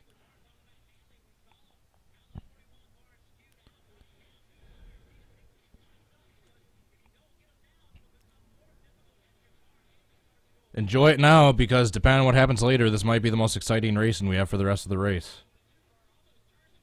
I don't want to be that pessimistic, but I'm also just going by what I've seen the entire race.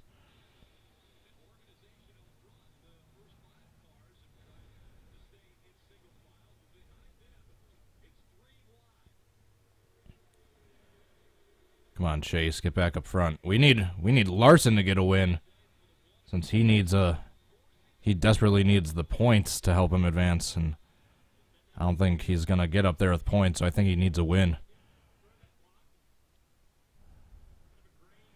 Come on, Ty Dillon. It'd be an awful shame if you accidentally took out Kurt Busch and Kevin Harvick right here.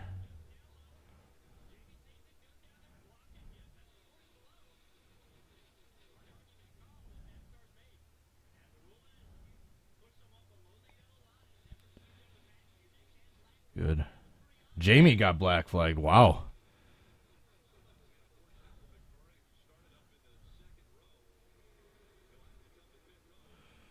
Kurt Busch is trying to get going on the outside by side drafting Ty Dillon.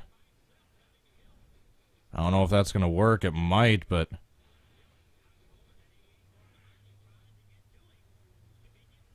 he's trying to side draft Ty Dillon. Bowman's coming up to help him. Looks like the middle lane has the advantage for now.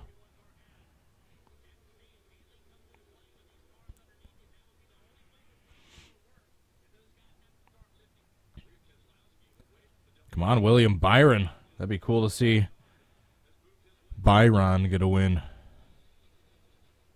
Chase Elliott's up to like 7th or 8th. Chris Buescher's near the front. Who's the slow car? Who is that? I think that's Reagan. Perhaps, maybe.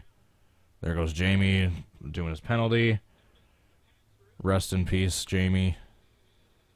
I'm sorry, Tropical.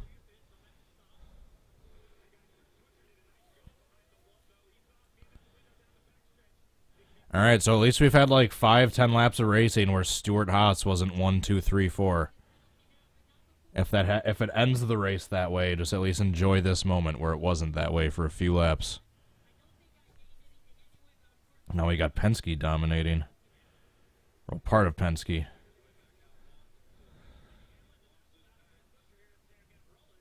Never mind. Where's Kozlowski and Logano? I thought Byron was Logano for a second. I'm stupid.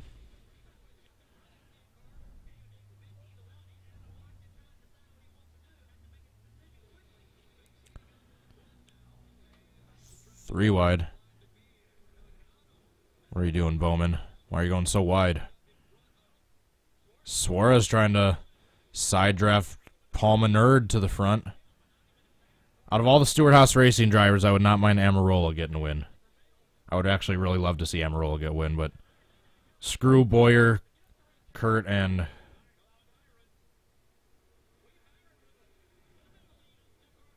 Harvick. They have enough wins this year. All right, we have actually good racing going on right now. Let's keep it this way. No wreck, no single file, just nice 2 and 3 wide with nice battles for position. Paul Menard up to second. Chris Buescher's up to like 4th or 5th.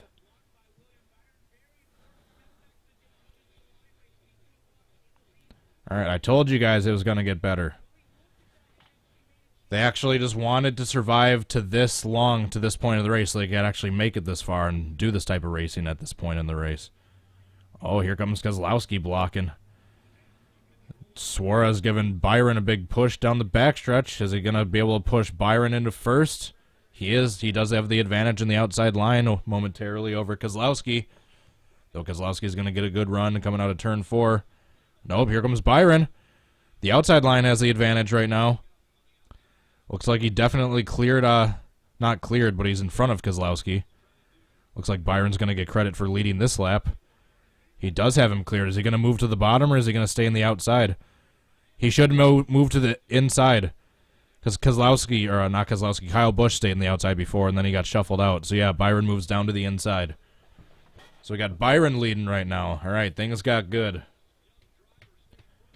Things got good. At the very least, we can say we had awesome 2-3 wide racing for a good 10 laps of this race.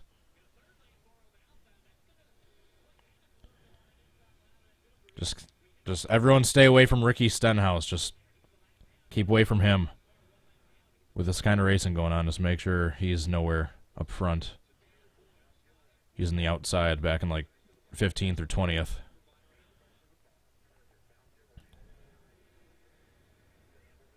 Come on, where's Larson at? Larson's up in the outside line in like maybe 12th or 15th. Come on, Larson. Larson really needs this win to advance because he is pretty low below the cutoff line points-wise.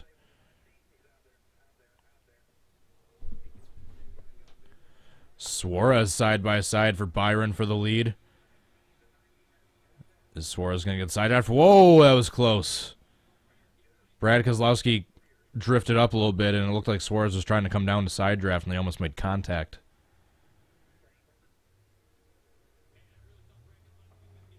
Got Amarola up to 3rd. Just like I said, I'm not a fan of the Stewart-Haas racing drivers, but I would really like Amarola to win. He's the exception for me, and he's the one up front the most. Oh, now they go to commercial. You better do side by side. Did they just say Charlotte? All right, nonstop. All right, they're doing nonstop, and I'm going to go to the Brad Keselowski Twitter page, his onboard. You can get another live view. You can get the nonstop and a live onboard at the same time. That's what I'm doing right now. We got an onboard of the second place car, and he's actually a little. It's actually a little ahead of the TV. So if anything happens, you'll be able to see it on the Twitter before you see it on there. That's what I would suggest.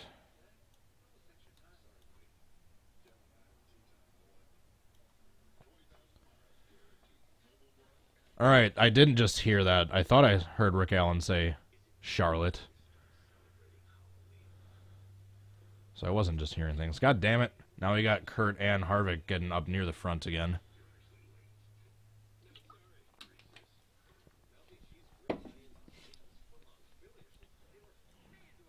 I can guarantee not all of those cars pass post-race inspection. Well, Rick Allen just memed himself once again. I can see a Raw Gator video tomorrow already of Rick Allen saying that like 4 or 5 times as they go to commercial at tracks that aren't Charlotte.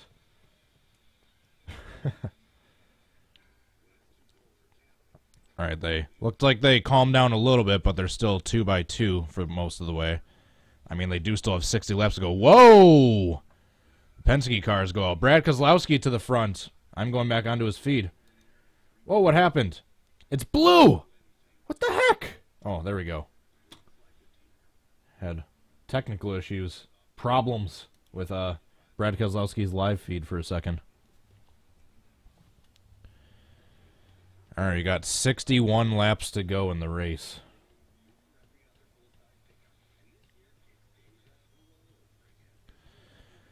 A couple of the Stewart-Haas Racing drivers are starting to make their way up near the front, but they're not all clustered together, and they're not single file by any means. Come on, Larson.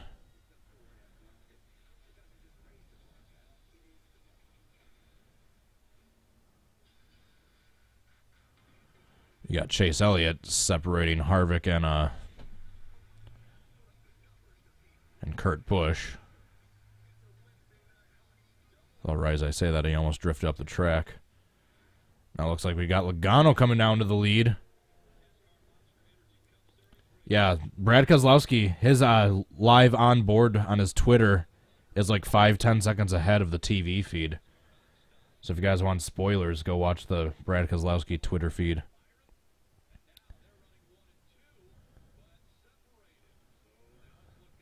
Whoa, a little bit of contact.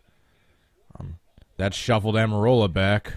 Here comes Kurt Busch and Harvick to the outside. God darn it. Here also comes Chase Elliott into 4th. Can you imagine if Chase Elliott gets back-to-back wins? They're coming up on a lapped car, so they're going to have to dive down to... I think they're coming up on Jamie Mack. Darn it. Rest in peace, Jamie Mack.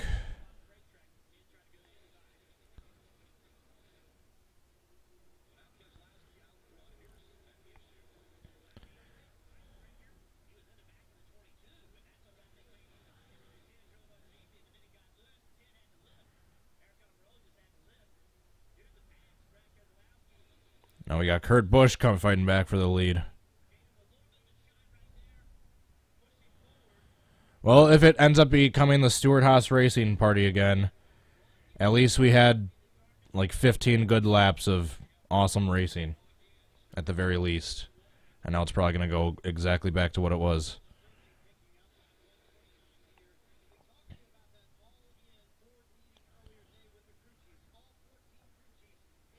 I mean, we still got decent 2x2 racing going on right now, but excuse me. But some of the Stewart-Haas Racing cars are starting to get back up front and clustered up with each other. At least Kurt Busch and Harvick are nose to tail right now in 2nd and 3rd. Amarola got shuffled pretty far back after that, and Clint Boyer's like back in like 15th, it looks like.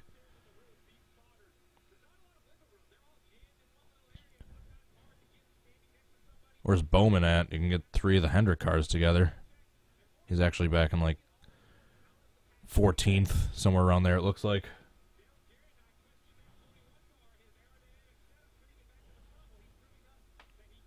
Keselowski's still out front.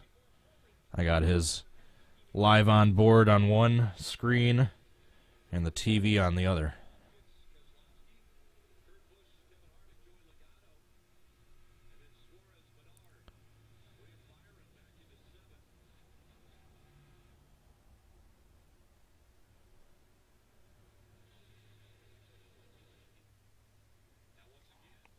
Come on, Chase. Get up to the front.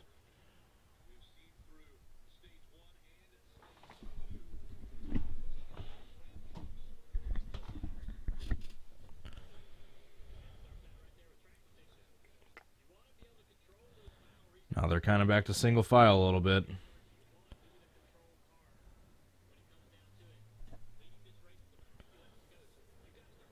They're probably just resting for a little bit, and then it looks like they're trying to get that outside line formed again. They're just like boxers taking a break at the end of each round, just catching their breath, and now they're getting back together. Yeah, the top 10 are like single file right now, but it looks like that outside line is starting to form in the back. And once it forms, it usually can catch up to the front because I can start side drafting everyone. And we got Larson leading that one.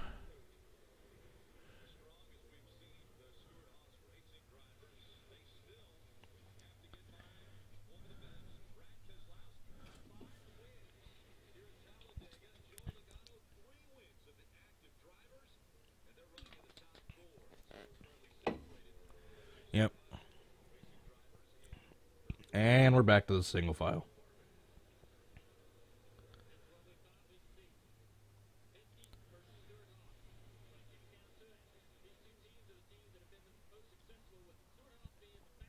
Where's Truex at right now?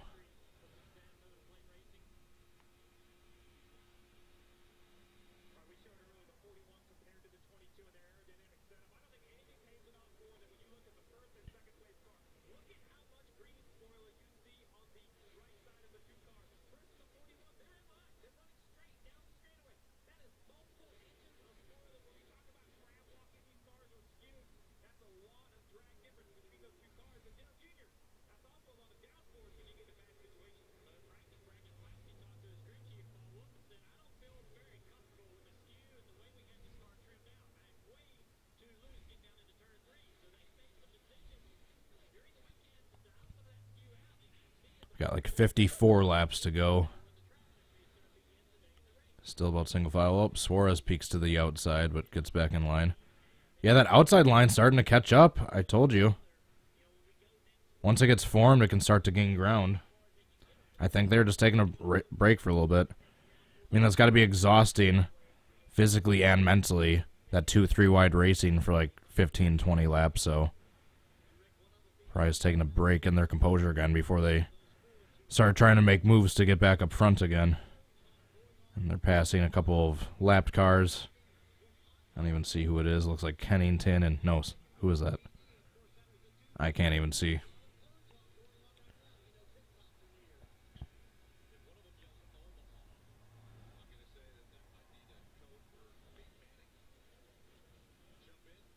Suarez keeps peeking to the outside.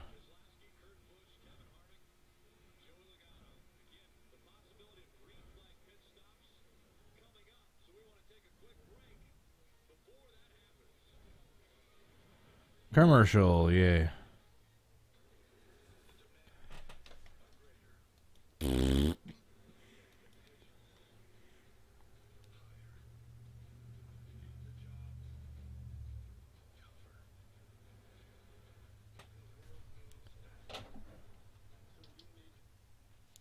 Checking in on the Bears game.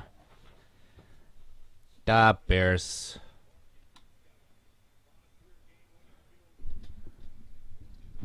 Bears. Dega. Sausage. The Bears superfans from SNL, anyone? Chris Farley. Back in the day. Alright. This guy's lining up for the game-winning kick in overtime. It's going to be a long one, a 53-yarder. For the Bears to go 4-1. Oh, he bobbled the snap a little bit. It's hooking. Oh, he missed it. The Dolphins get another chance. Darn it. As much as I want to dislike the Bears, being a huge Packers fan, my brother-in-law is a big Bears fan, so I can't dislike them too much. Yeah, that guy bobbled the snap a little bit. Looked like he had it. All right, yeah, just pulled it to the right a little bit. All right, let's go back to NASCAR.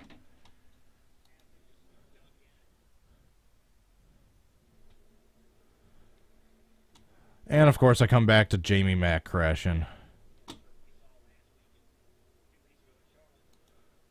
I'm sorry, Tropical.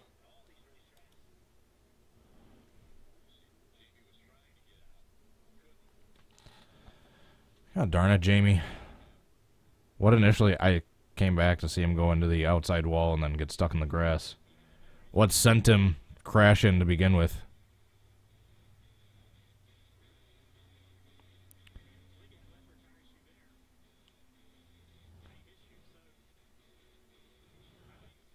Jeez. Watching that.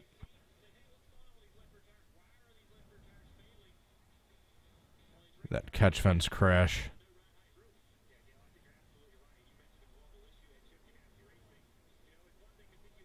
It's been a while since I saw that replay.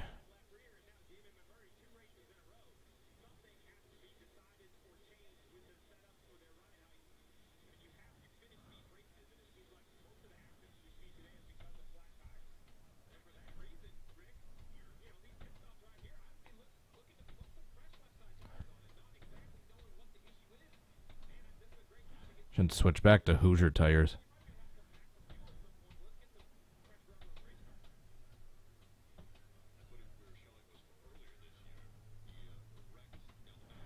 And you know during these pit stops, the Stewart Haas racing cars are going to get 1, 2, 3, 4 right here. You just know it.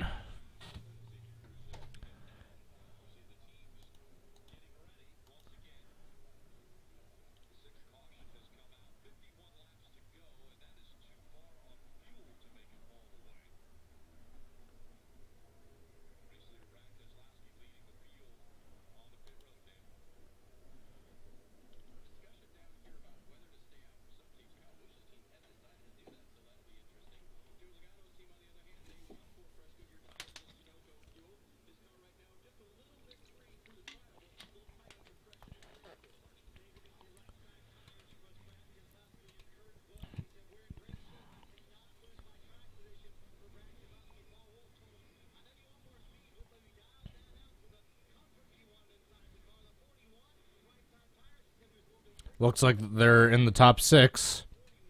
Yep. Jesus.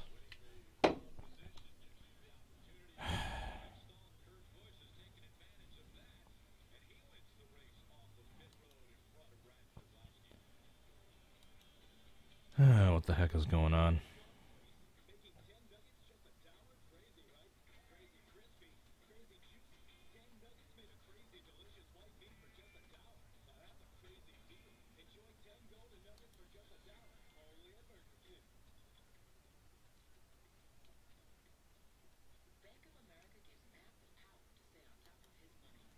Alright, well, we're at commercial. I'm switching back to the Bears game, since that's more exciting than anything going on here right now.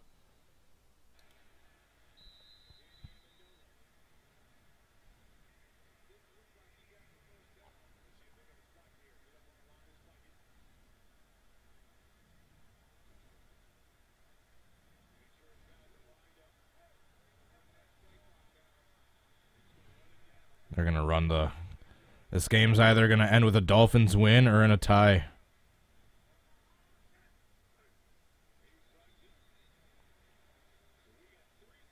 Unless the Bears block it or return the field goal for a touchdown somehow. We're either going to have another tie or this game's going to be won on like a 50-some yard field goal.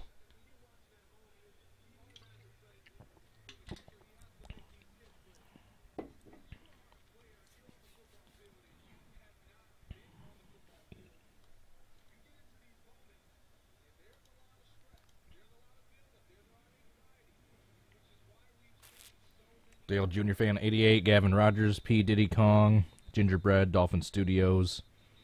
How are you all doing today? Trying to ice the kicker.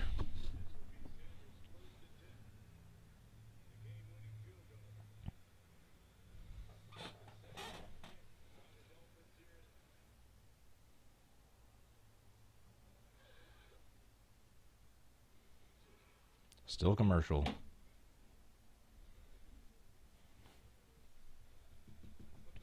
So are the Dolphins going to win, or is this game going to end in a tie? The guy missed the last kick, but this one's 6 yards shorter. And it wasn't a big miss. He just pulled it a little bit.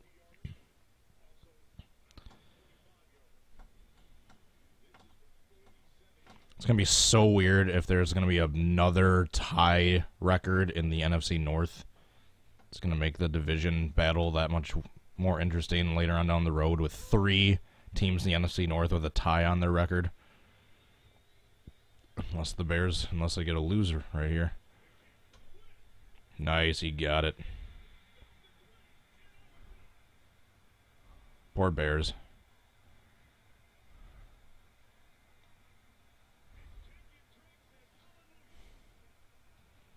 All right, back to the race. All right, that helps the Packers a little bit. An NFC North team getting a loss. The Vikings won today. That's not good. What do you want?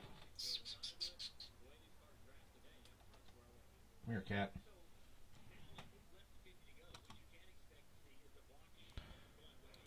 All right, let's see what happens on this restart. Oh, we're still not even close to going green.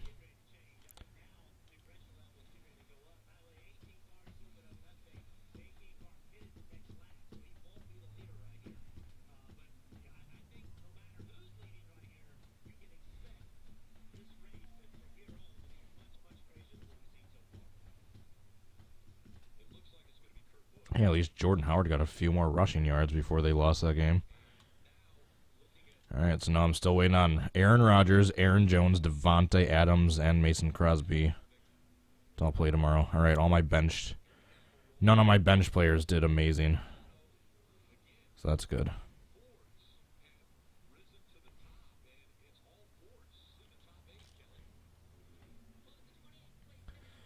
All right, get on with the damn restart. The darn restart.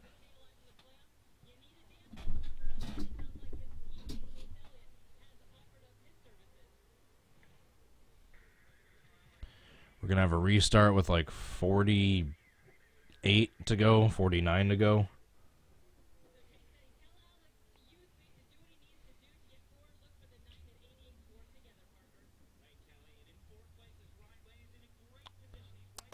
Hey, cat.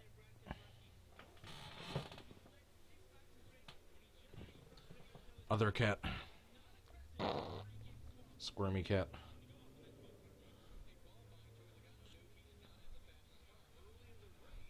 What are you up to? What are you up to?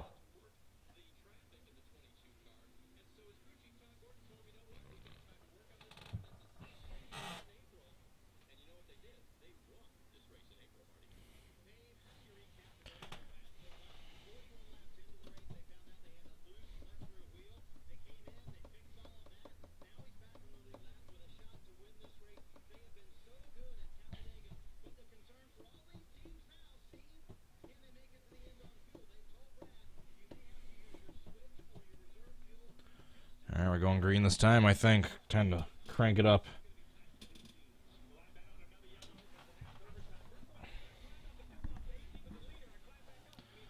Alright. Just something other than 1, 2, 3, 4 Stewart Haas, all just running single file. There's any other racing other than that. Except they're all starting.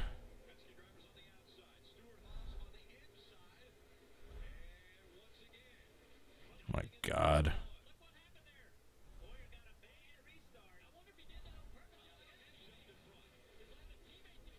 This is ridiculous.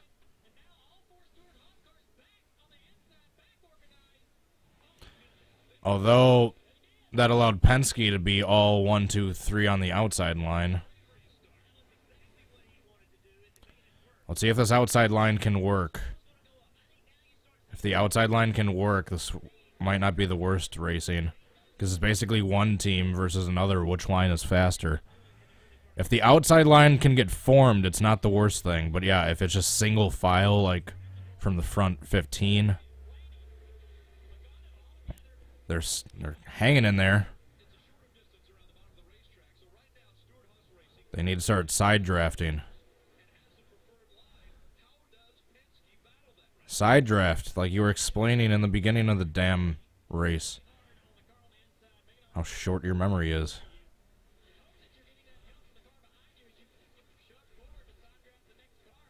The outside line's hanging in there. It's not really gaining too much, but it's not falling back at all.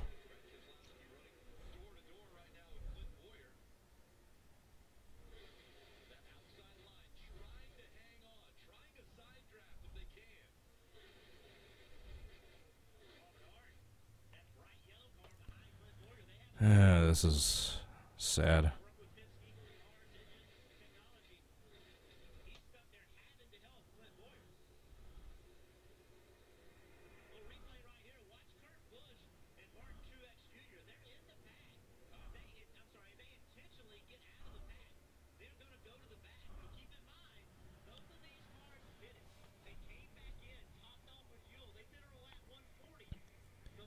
Yeah, Brad Keselowski, the first car in the outside line, has basically been running side by side next to Clint Boyer, the fourth car in the inside line this whole time.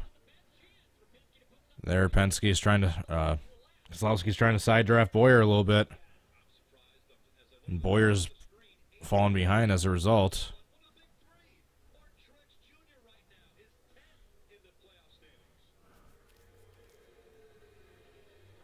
Come on, Keselowski. Never thought I'd say that, but come on, Keselowski. Whoa! Little contact between Blaney and Boyer, it looked like. All right, Boyer's kind of separated a little bit. That allowed Penske to get a run down the backstretch.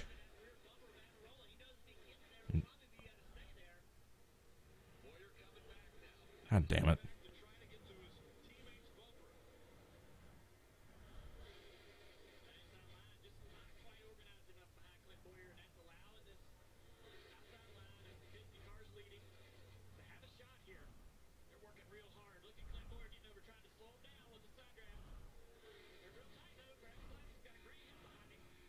They're trying to side draft each other now.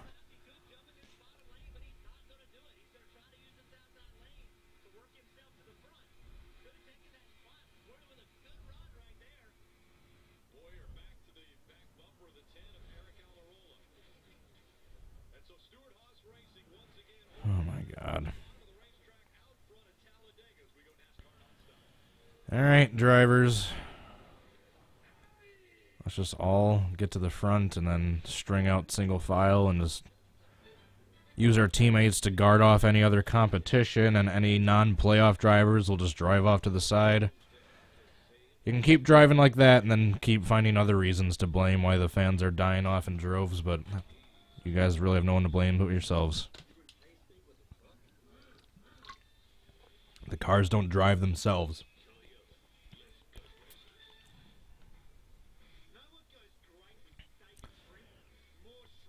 Keep saying it, don't be surprised if the NASCAR Cup Series as we know it is no longer a thing by 2023.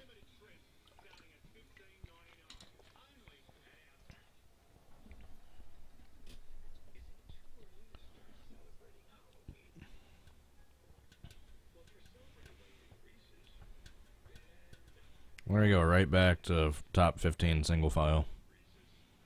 Exactly what I asked not to happen is exactly what happened.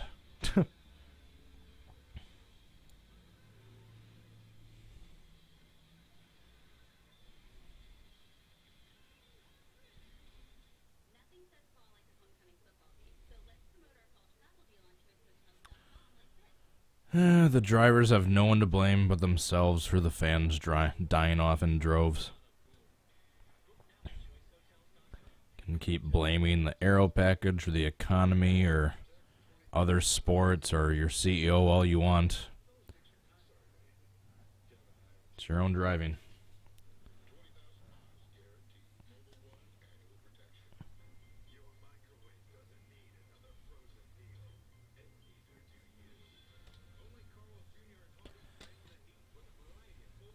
Hey, look, let's go back at the and focus on the battle for 25th because that's the only exciting shit going on in the entire field.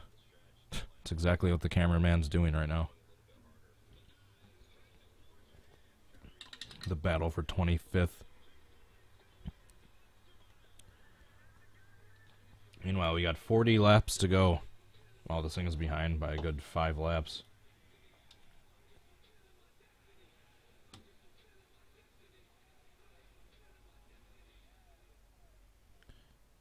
Yeah, we're on lap 149 in real life, and this says lap 144. Sweet, so this thing's gonna get stuck behind.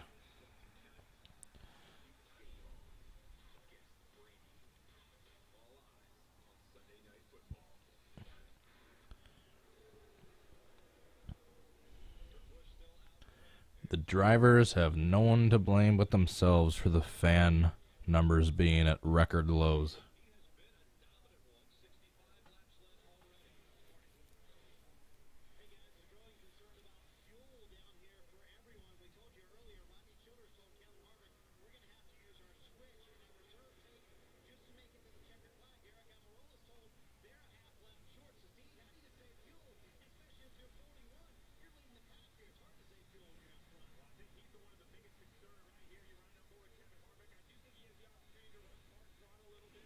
Poor Jamie Mack going another lap down.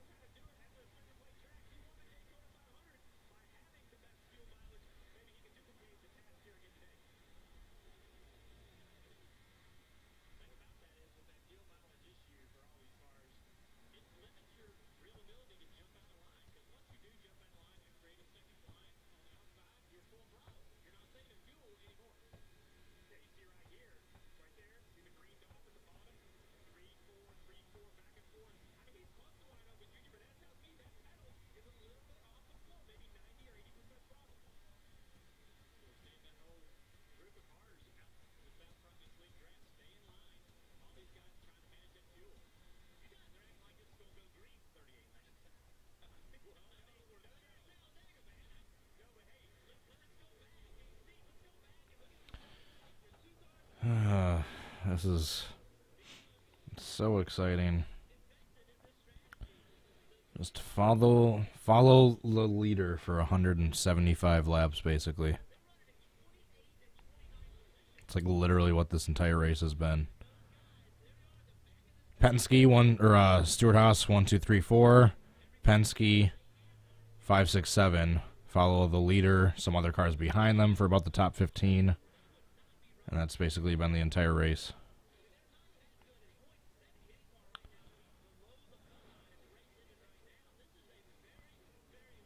I would be really surprised if all the Stewart Haas racing cars pass the post-race inspection.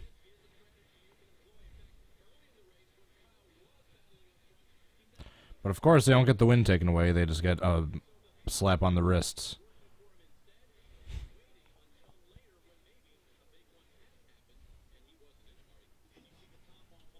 Can you imagine that? If football teams got caught blatantly cheating?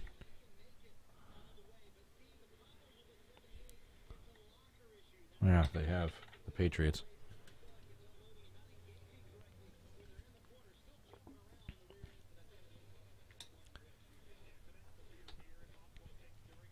"36 laps to go."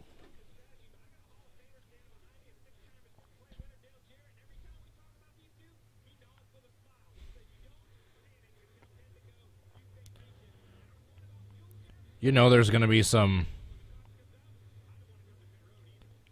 Spingate-esque stuff going on where if it just stays single file like this, like with 10 to go, some no-name guy in the back is going to spin out in the closing laps to have a caution come out to try to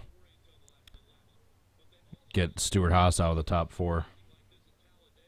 Which I honestly wouldn't even be that against. When you're going to have a point system and a playoff system this stupid, you almost have to rig it.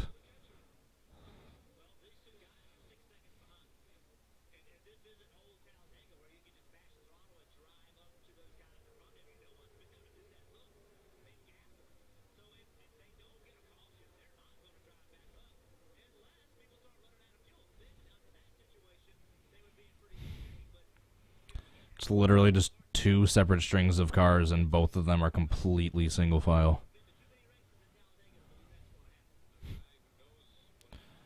Oh my god.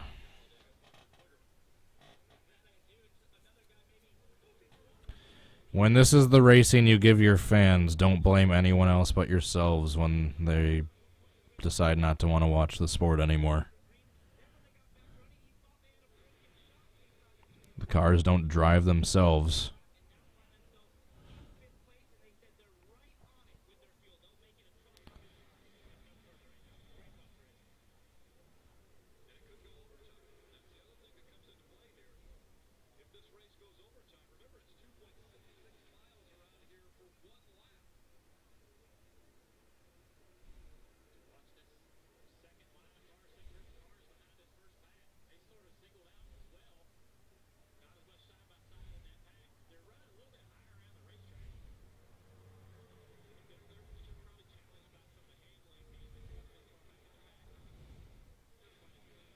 Is the second line, led by Eric Jones, actually catching up a little bit?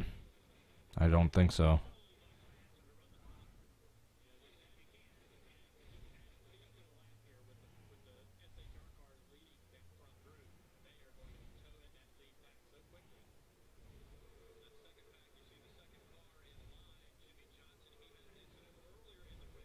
looks like that second line of cars is actually gaining a little bit.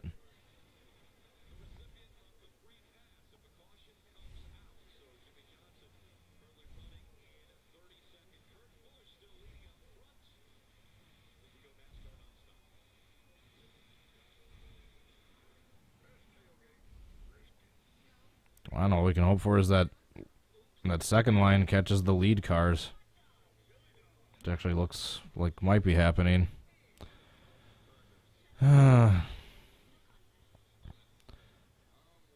Seriously, drivers, racers. When you're driving single file, just follow the leader single file. Try not to do anything exciting on purpose. For 175 out of the 188 laps. Do not blame anyone else but yourselves when the fans of the sport leave.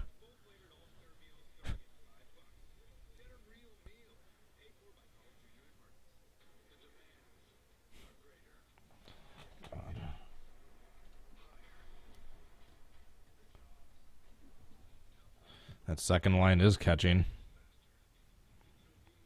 What? Nothing's going to happen once they catch up. They're just going to stay single file. It's just going to be one, instead of two separate single file strings, it's just going to be one long connected single file string. So, I don't know what I'm getting too excited about.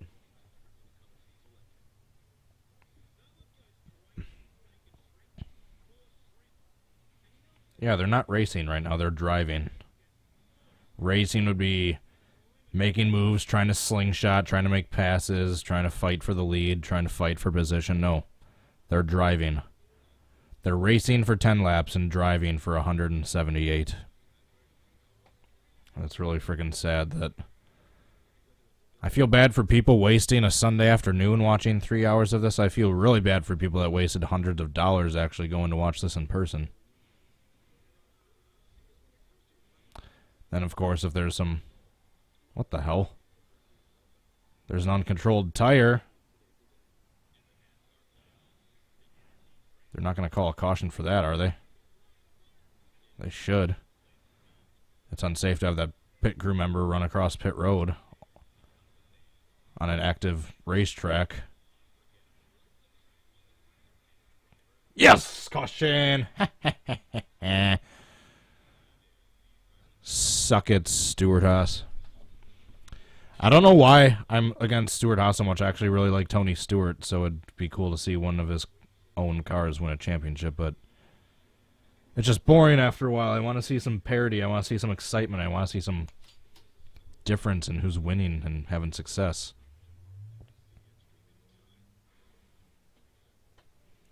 Yeah, that tire was sitting across.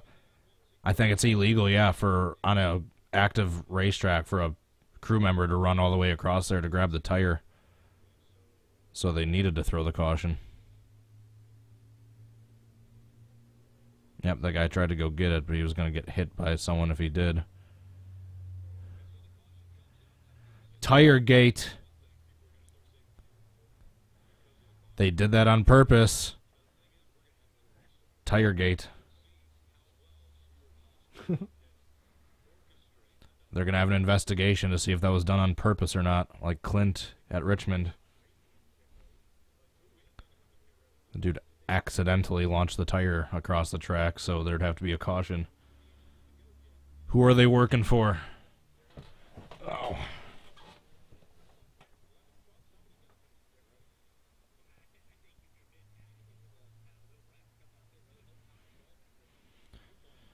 Come on, what's going to happen in the pits here?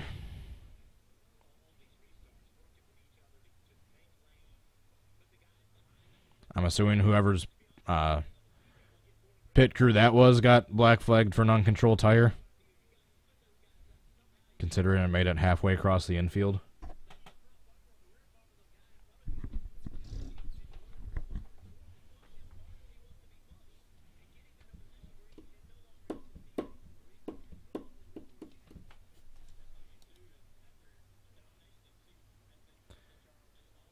Panda is kawaii.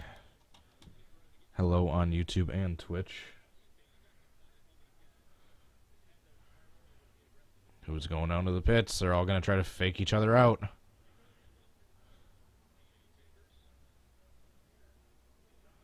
Oh, here comes Bowman and Allmendinger. Most of the leader, basically all the leaders stay out.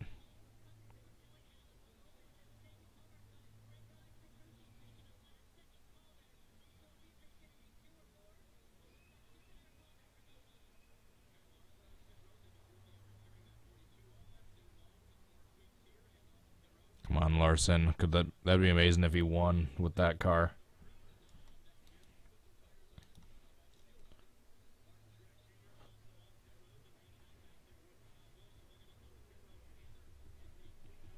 We're going to have a restart with like 24 to go or so.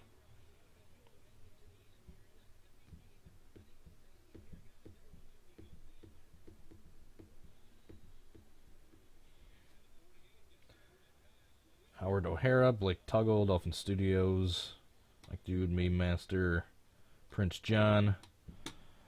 Thank you for tuning in. All right. Time to check fantasy football.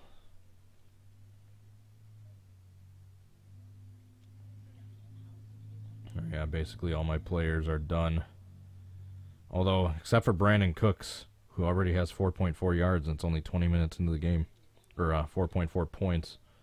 Because he has 44 reception yards. Then I've got 4 more players playing tomorrow. Gonna have a late night, Monday night charge of points.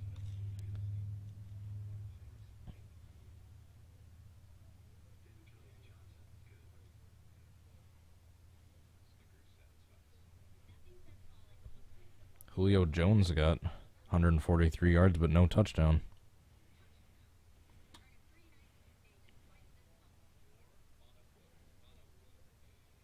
God, are the Raiders like 1-4 right now?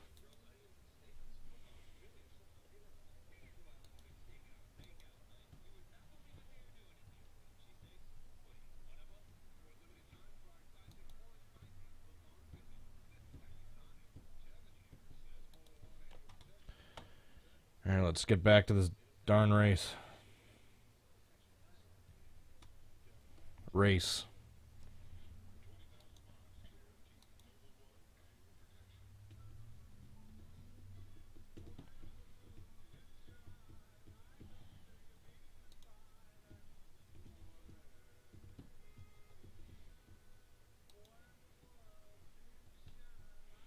And you know they're gonna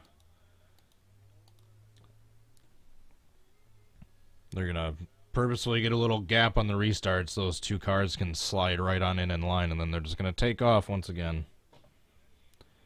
I'm not expecting this restart to produce any different racing.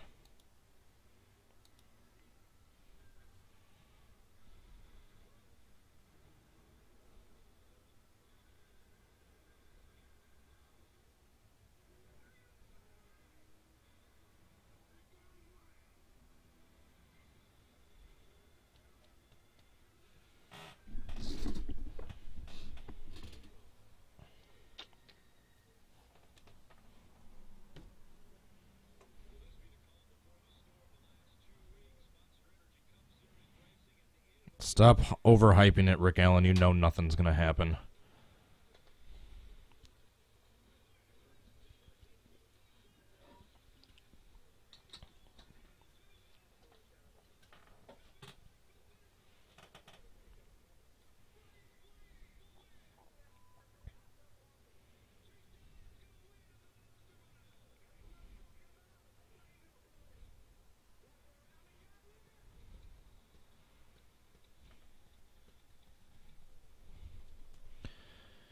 Alright, it's going to be another restart with like 26 to go.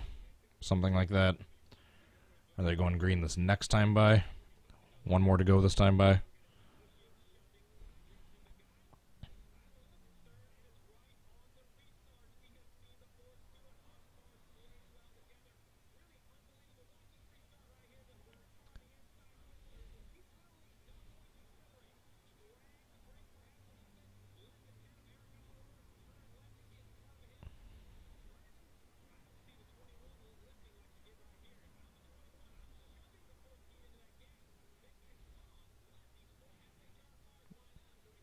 Yeah, good point. Don't let those cars ease off the gas to let them in line. Just sit there and... If they want to sit there and ease off the gas, then spin them. Don't, yeah, let them ease off the gas and I'll slide right into line. If they're easing off the gas, shove them from behind. Push them right back up or spin them out. If you're racing, you can't expect to ease off the gas on a restart on purpose and not expect the people behind you to spin you. In my opinion.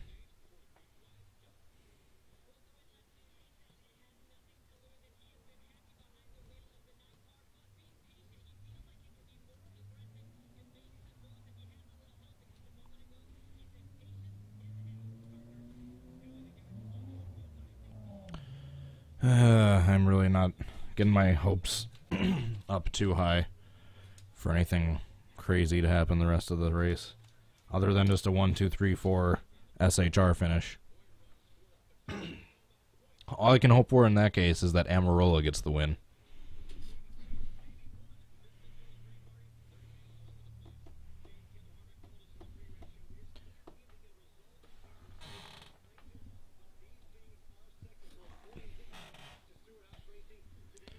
Alright, going green in like 20 seconds or so. They're coming off of 4, it looks like.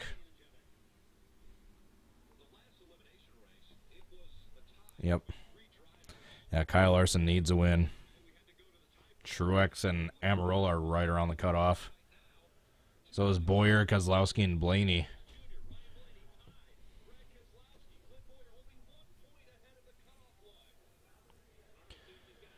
Alright, you better be very aggressive on this restart. Do not let these stupid SHR cars just ease off the gas and slide right into line with each other. Give them a shove if they want to try to do that.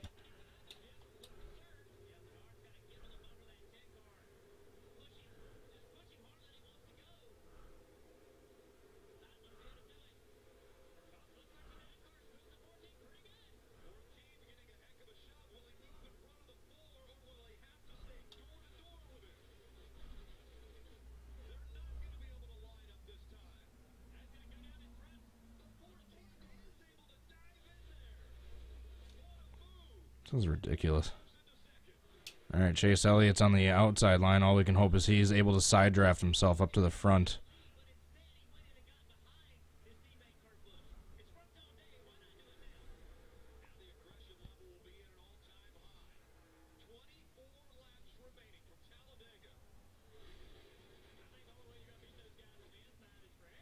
They're all going to fail post-race inspection and nothing's going to be done except for a slap on the wrists.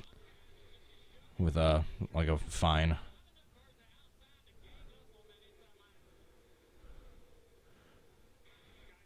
Chase Elliott looks like he's making the side draft work a little bit.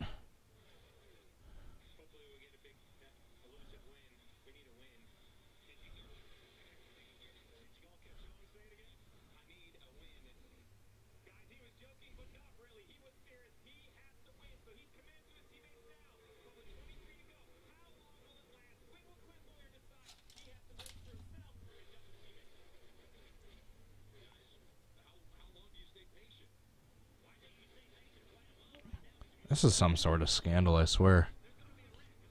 They're like fixing the damn races at this point. A bunch of cars that are going to fail the inspection are running up front all day and basically blocking anyone else from getting a chance to get it.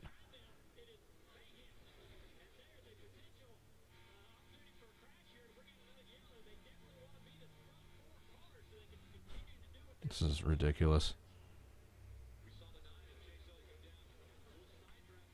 Don't blame anyone but yourselves, drivers, for the fans running away from the sport as fast as they possibly can.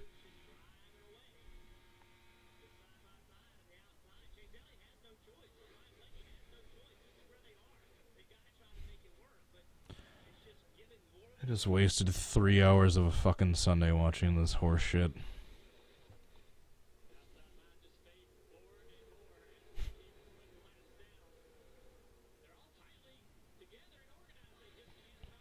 Three hours where I could have been doing way, way more productive shit. Actually, it's going to be closer to like 4 hours. It's hilarious. It's a bunch of cars that are going to fail post-race inspection. They're basically fixing playoff races that the worst they're going to get is a little slap on the wrist fine-wise.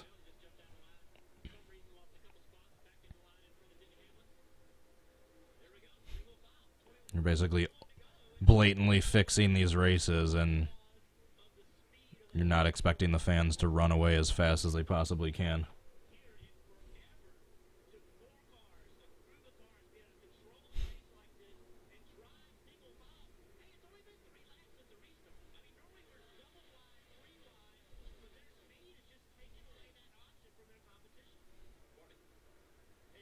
Yeah, because they've got illegal cars that they're still going to get the win, but they're not even going to get penalized.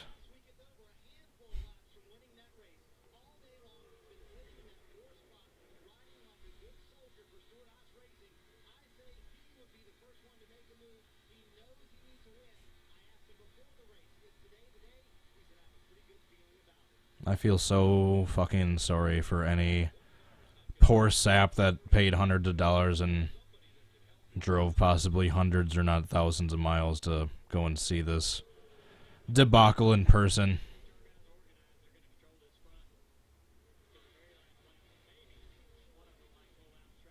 This should be illegal, but it's not because it's NASCAR. Because they make shit that shouldn't be illegal, and then they keep stupid stuff like this that should be illegal acceptable.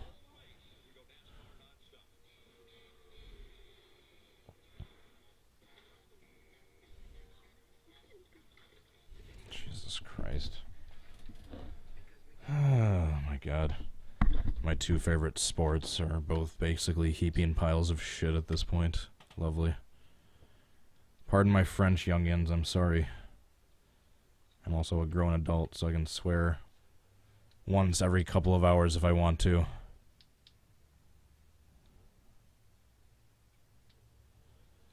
Anything else on TV? What's on MAV? Better Racing? Lucas Oil Off-Road Racing Series. Hey, if you got MAV TV, turn that on. It's going to be way better than whatever this racing at Talladega is going on.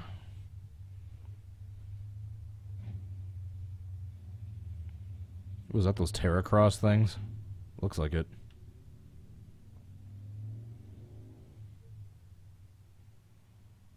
Whoa, someone almost just flipped over. Yeah, if you guys, those NASCAR fans that want to see crashes, come watch this sport. Got flips like every couple laps. Oh, that yellow car keeps almost tipping over.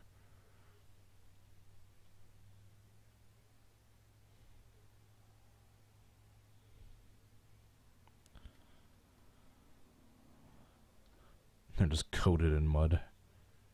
Shoot.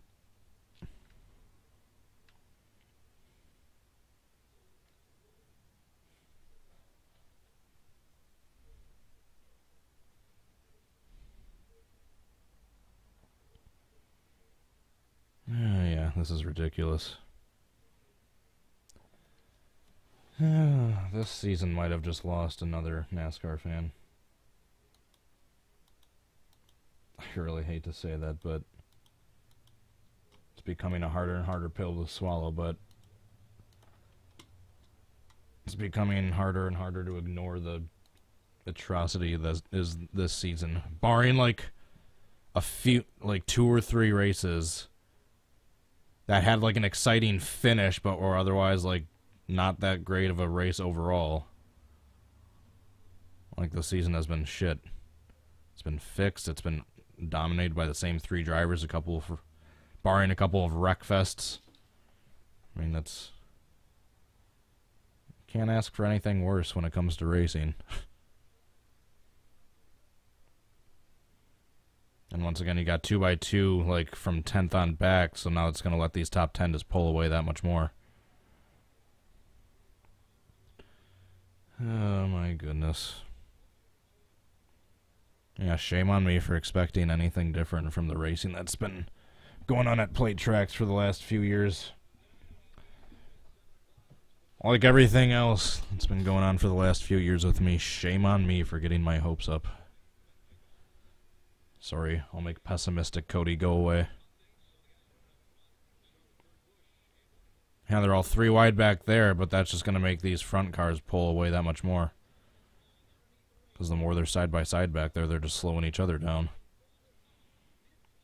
Yeah, it's just going to be SHR 1 through 4, and then Penske 5 through 7 until, like, the last lap, and then that's just going to be the same team order, just maybe side by side, trying to get a couple different points.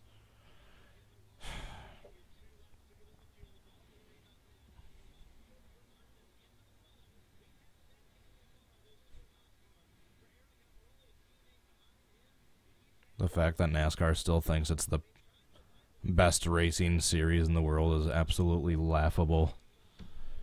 Absolutely laughable.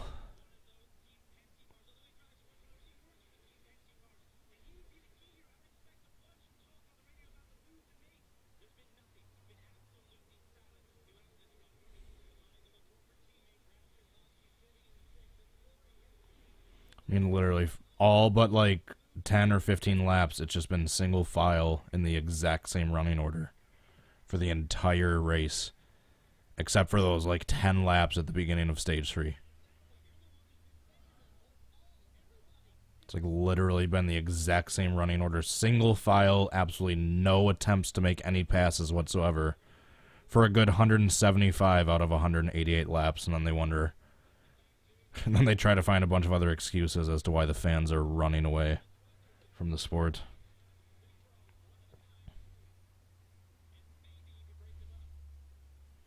I mean, all I can hope at this point is just for another spin, maybe to have a restart happen where they, the Stewart-Haas racing cars will mess up in the pits or on the restart. That's all I can hope for at this point.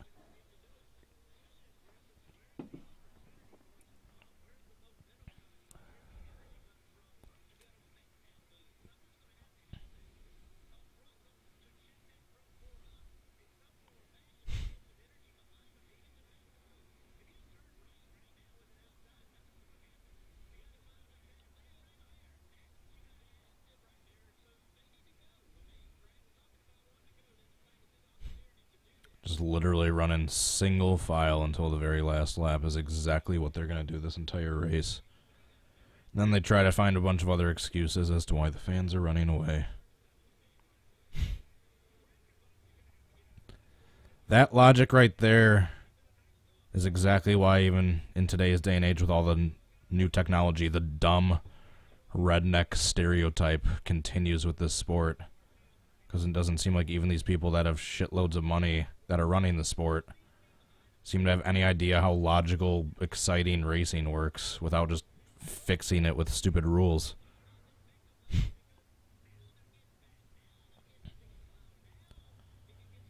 Jesus.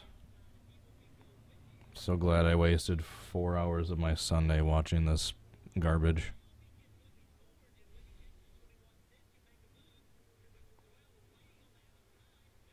I mean, I'm trying not to be too pessimistic. I'm trying not to be too negative. I'm trying not to be too much of a Debbie Downer. But you can only be so excited for the racing that's been taking place here today. The racing.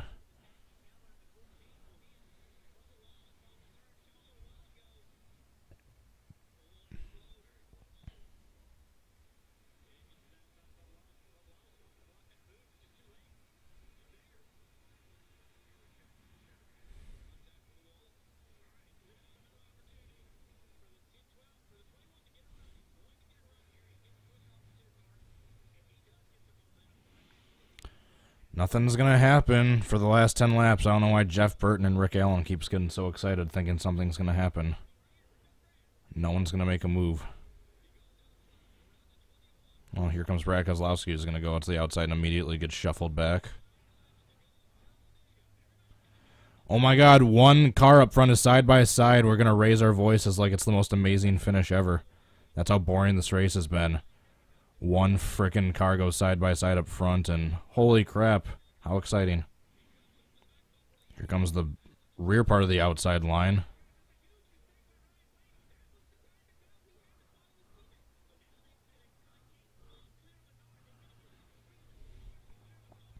It's basically the entire frickin' field trying to catch these rigged Stewart-Haas racing cars that, you know, At least 2 of them are going to fail the post-race inspection, if not all of them.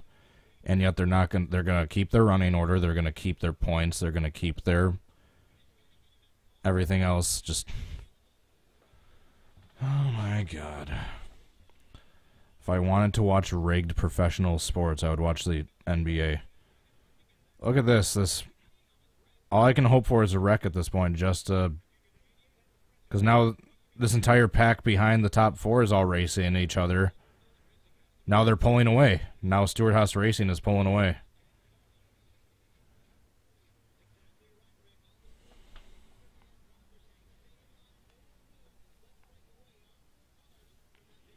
Come on, someone spin.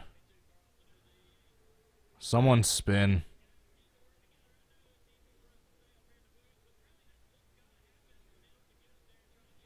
And now the pack, the line is just...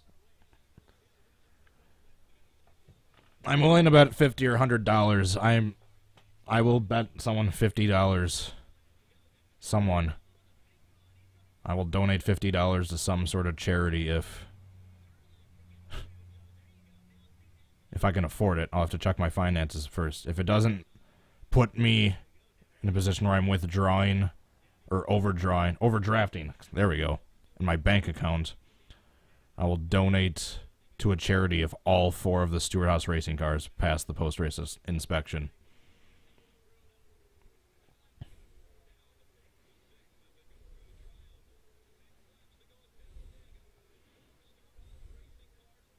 Come on, spin. All I can hope for is a spin of some sorts before we get to the final lap.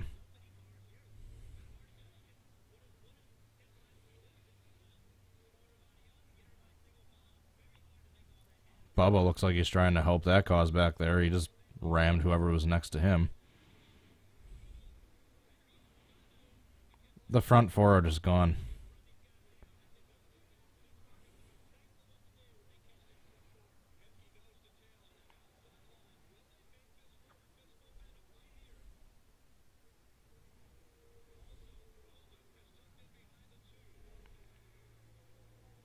Someone spin.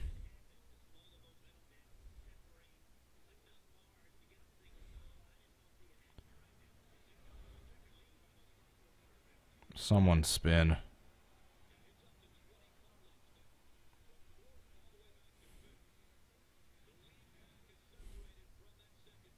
Someone spin. I don't want to see any bad wreck. I don't want to see any big one. I just want to see a spin to call the caution to get everyone caught back up to Stewart-Haas for one more attempt at a restart. Come on, someone spin. So we need a caution before we get to the final lap if we're gonna have any chance of this being not a complete garbage finish. It's been a complete garbage race, but we can still hope for not a complete garbage finish. But if this race has been any indicator of how the finish is gonna go, it's gonna be a garbage finish unless a caution comes out here.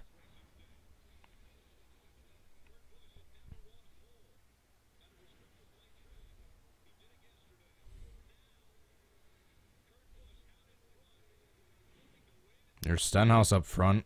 He could be the cause of a wreck. Or not up front, nearing the front of the second pack. There's no way they're gonna pass. They're all gonna pass post-race inspection. There's no way those 4 cars are legally that much faster than the entire rest of the field. No way. I refuse to believe it. Come on, Stenhouse, do what you do best and just spin. Cause some sort of minor caution.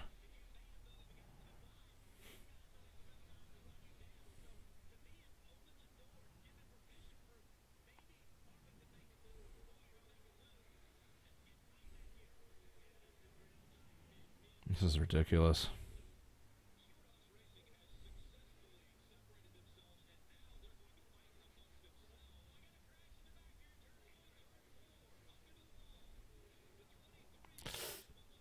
Bowman, no! There's his playoff chances. Byron's. There's the caution we wanted, but God darn it, I feel bad for Bowman. He's all but eliminated. This isn't the cutoff race, but he's like 70 points under the cutoff now after this wreck. Greg, who's in the 23? Is that Greg Galding or is that someone else? JJ Yaley, never mind.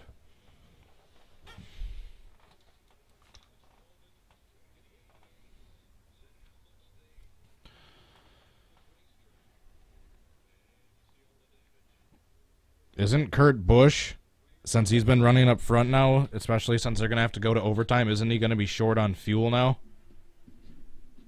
Weren't they talking about Kurt Busch possibly being like a quarter or a half lap short of fuel?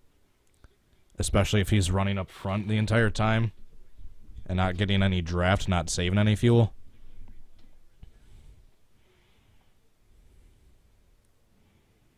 Kurt Busch might be short on fuel at this point because he didn't pit last time.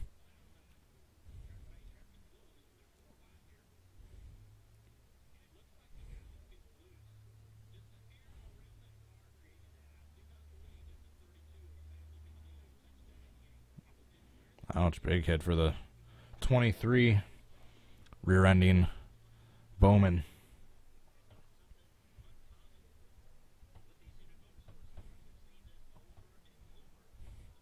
Oh, close call for Kurt Busch and AJ Allmendinger. Kyle Larson almost got caught up in that.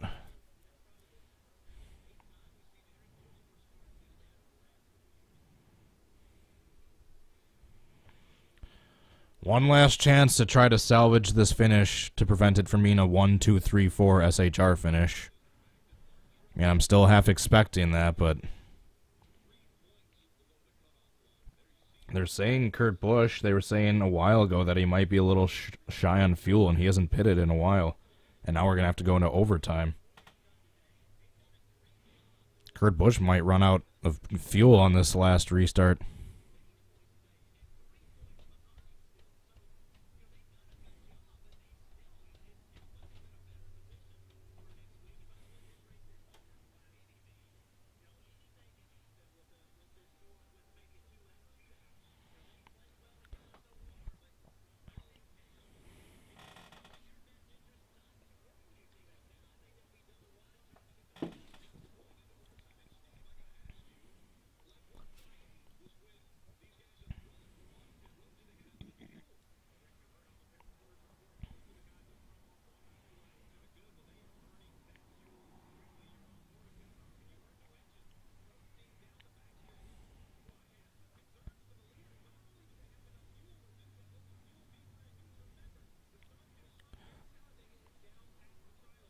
Yeah, a couple of, at least one or two of the Stewart-Haas racing cars might need to pit really quickly here. If they don't, they might be at risk of running out of fuel on these last 2 overtime laps.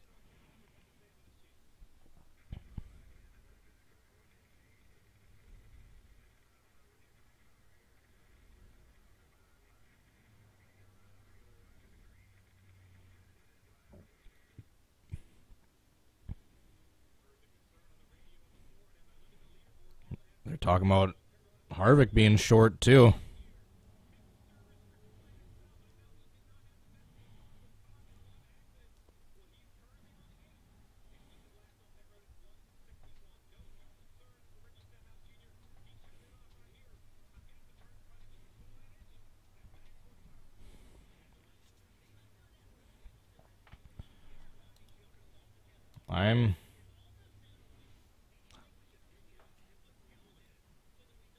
Yeah, it's been a while since they last got fuel.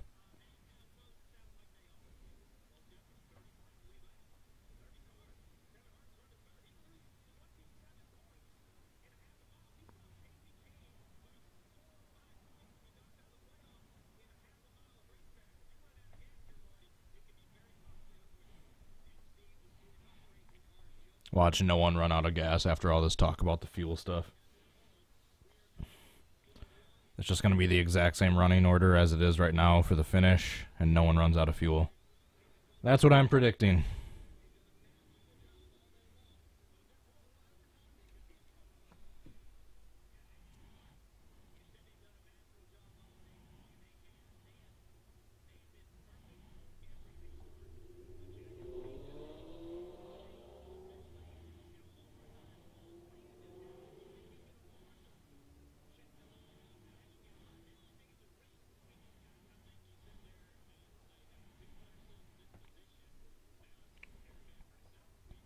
really hope one of these Stuart Haas guys runs out of fuel.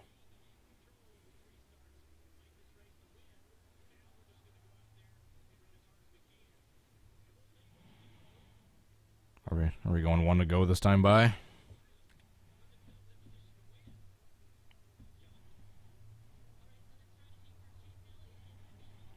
Actually, don't. Keep running more laps. Make them risk running out of fuel.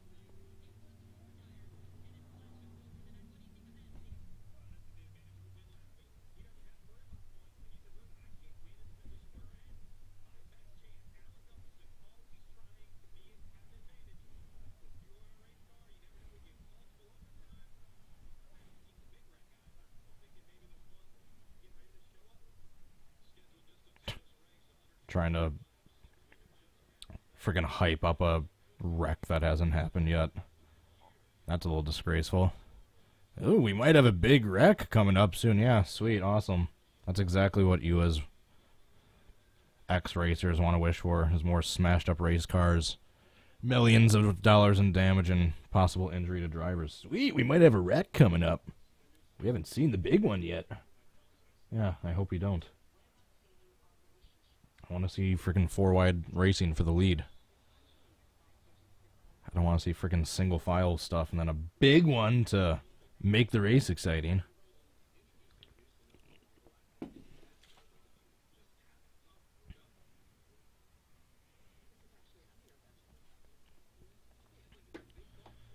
This is sad.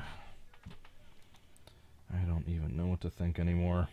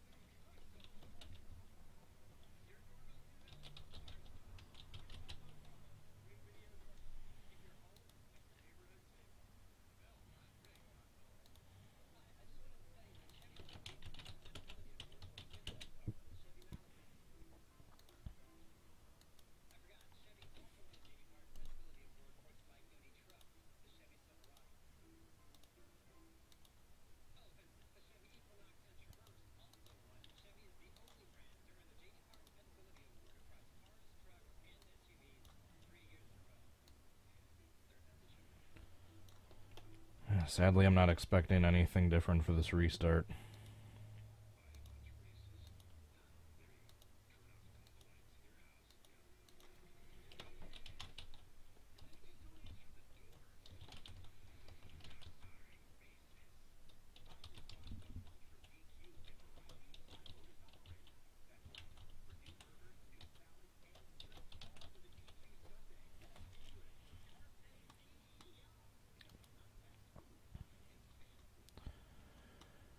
Alright, what's going to happen on this last restart, guys?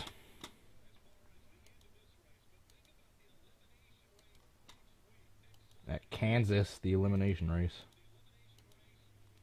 What is going to happen for this restart? I doubt anything differently. We got a car running on the apron trying to save fuel.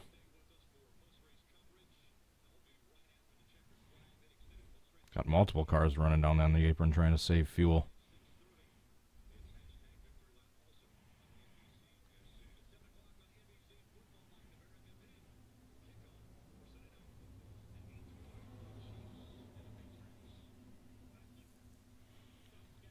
There was 10 laps of exciting racing, but otherwise, yes, the other 178 laps of this race has been bad.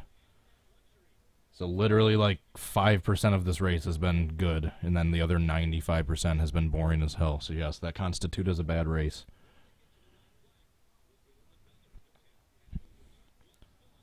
I don't know why you're talking about other overtime attempts. It's just going to be Stuart Haas 1, 2, 3, 4 on the first attempt. They're going to have enough fuel. They're going to form their line. No one's going to be able to pass them. And the icing on top of the shit cake that is this race will be complete.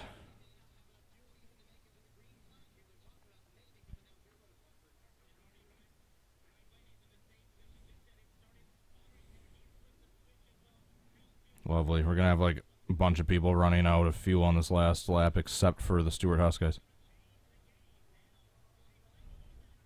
Blaney just ran out of gas. Harvick has to come to pit road. At least that'll increase. Alright. Let's go either Kurt Busch or Amarola. I want to see Amarola get this. Alright, let's go. 2 to go. Overtime. Kurt Busch gets a big Busch. I'd rather see Kurt Busch or Amarola versus Harvick or Clint Bowyer.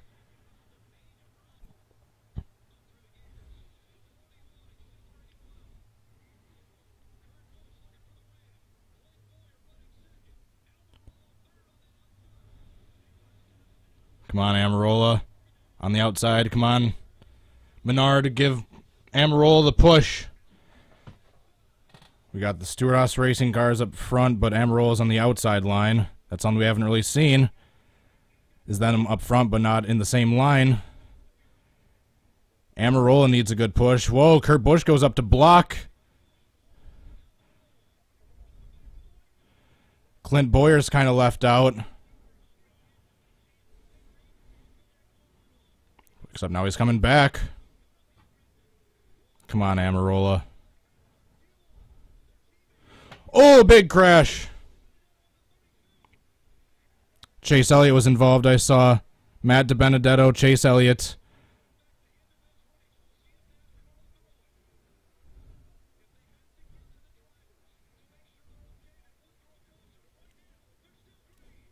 They're going to stay green, then they're going to call the caution as they're like coming out of the tri-oval. Or coming into the tri-oval, you just know that. Come on, here comes Amarola to the outside. 41's out of gas. Come on, Amarola. Hang on to it. Stenhouse is in second. Come on, Amarola. He's got it. Amarola's going to advance. That is awesome. Out of all the Stewart-Haas drivers, that's the best possible scenario we could have hoped for. Nice. Well deserved. Suck it, Austin Dillon. You wrecked him out of the lead for the 500, and guess what? You got eliminated right away, and he's making it to the final 8. Alright, I know it's a Stewart-Haas driver, but that's the best possible scenario we could have hoped for of one of the Stewart-Haas drivers winning. Nice. So Harvick ran out of gas, Kurt ran out of gas, and Clint got shuffled out of contention at one point.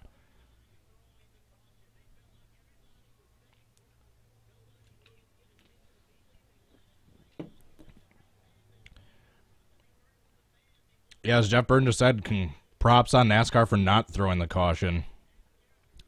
I'm surprised, though, DiBenedetto, he must have put the window net down right away because he took a decently hard hit, but...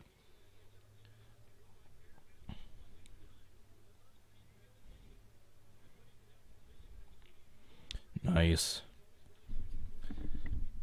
An all-right finish to... I mean, that didn't salvage this race by any means, but at least the entire race wasn't garbage. At least an all-right finish. Still going to give the race like a 3 or 4 out of 10, but it would have been like a 1 or a 2 if it wasn't for the finish.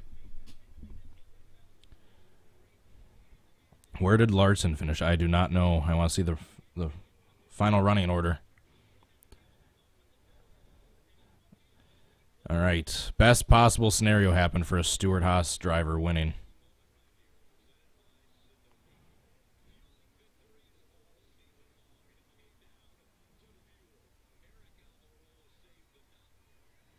Nice.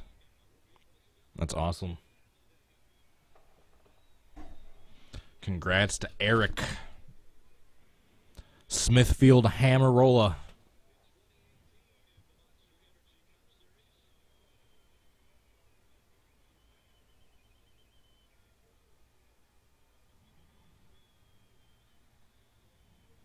Awesome. He's pumped, as he should be. And yeah, just remember back to Charlotte, how close he was to being cut. And now because of this win, he's into the final 8. What a turn of events in just a few weeks for his championship hopes. Being right on the cutoff line. possibly not making it into the round of 12, and now he's locked into the round of 8.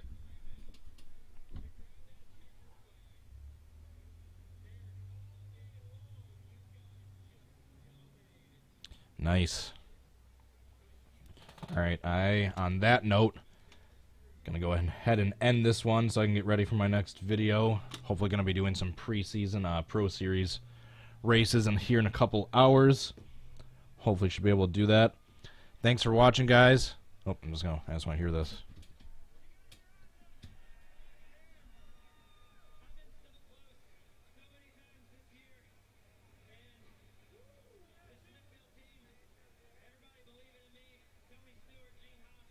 And suck it, Danica, for Amarola being able to do in like less than one season, and basically the same equipment that she was unable to do in like 6 years of being in the damn sport. Or 5 years, however long she was in.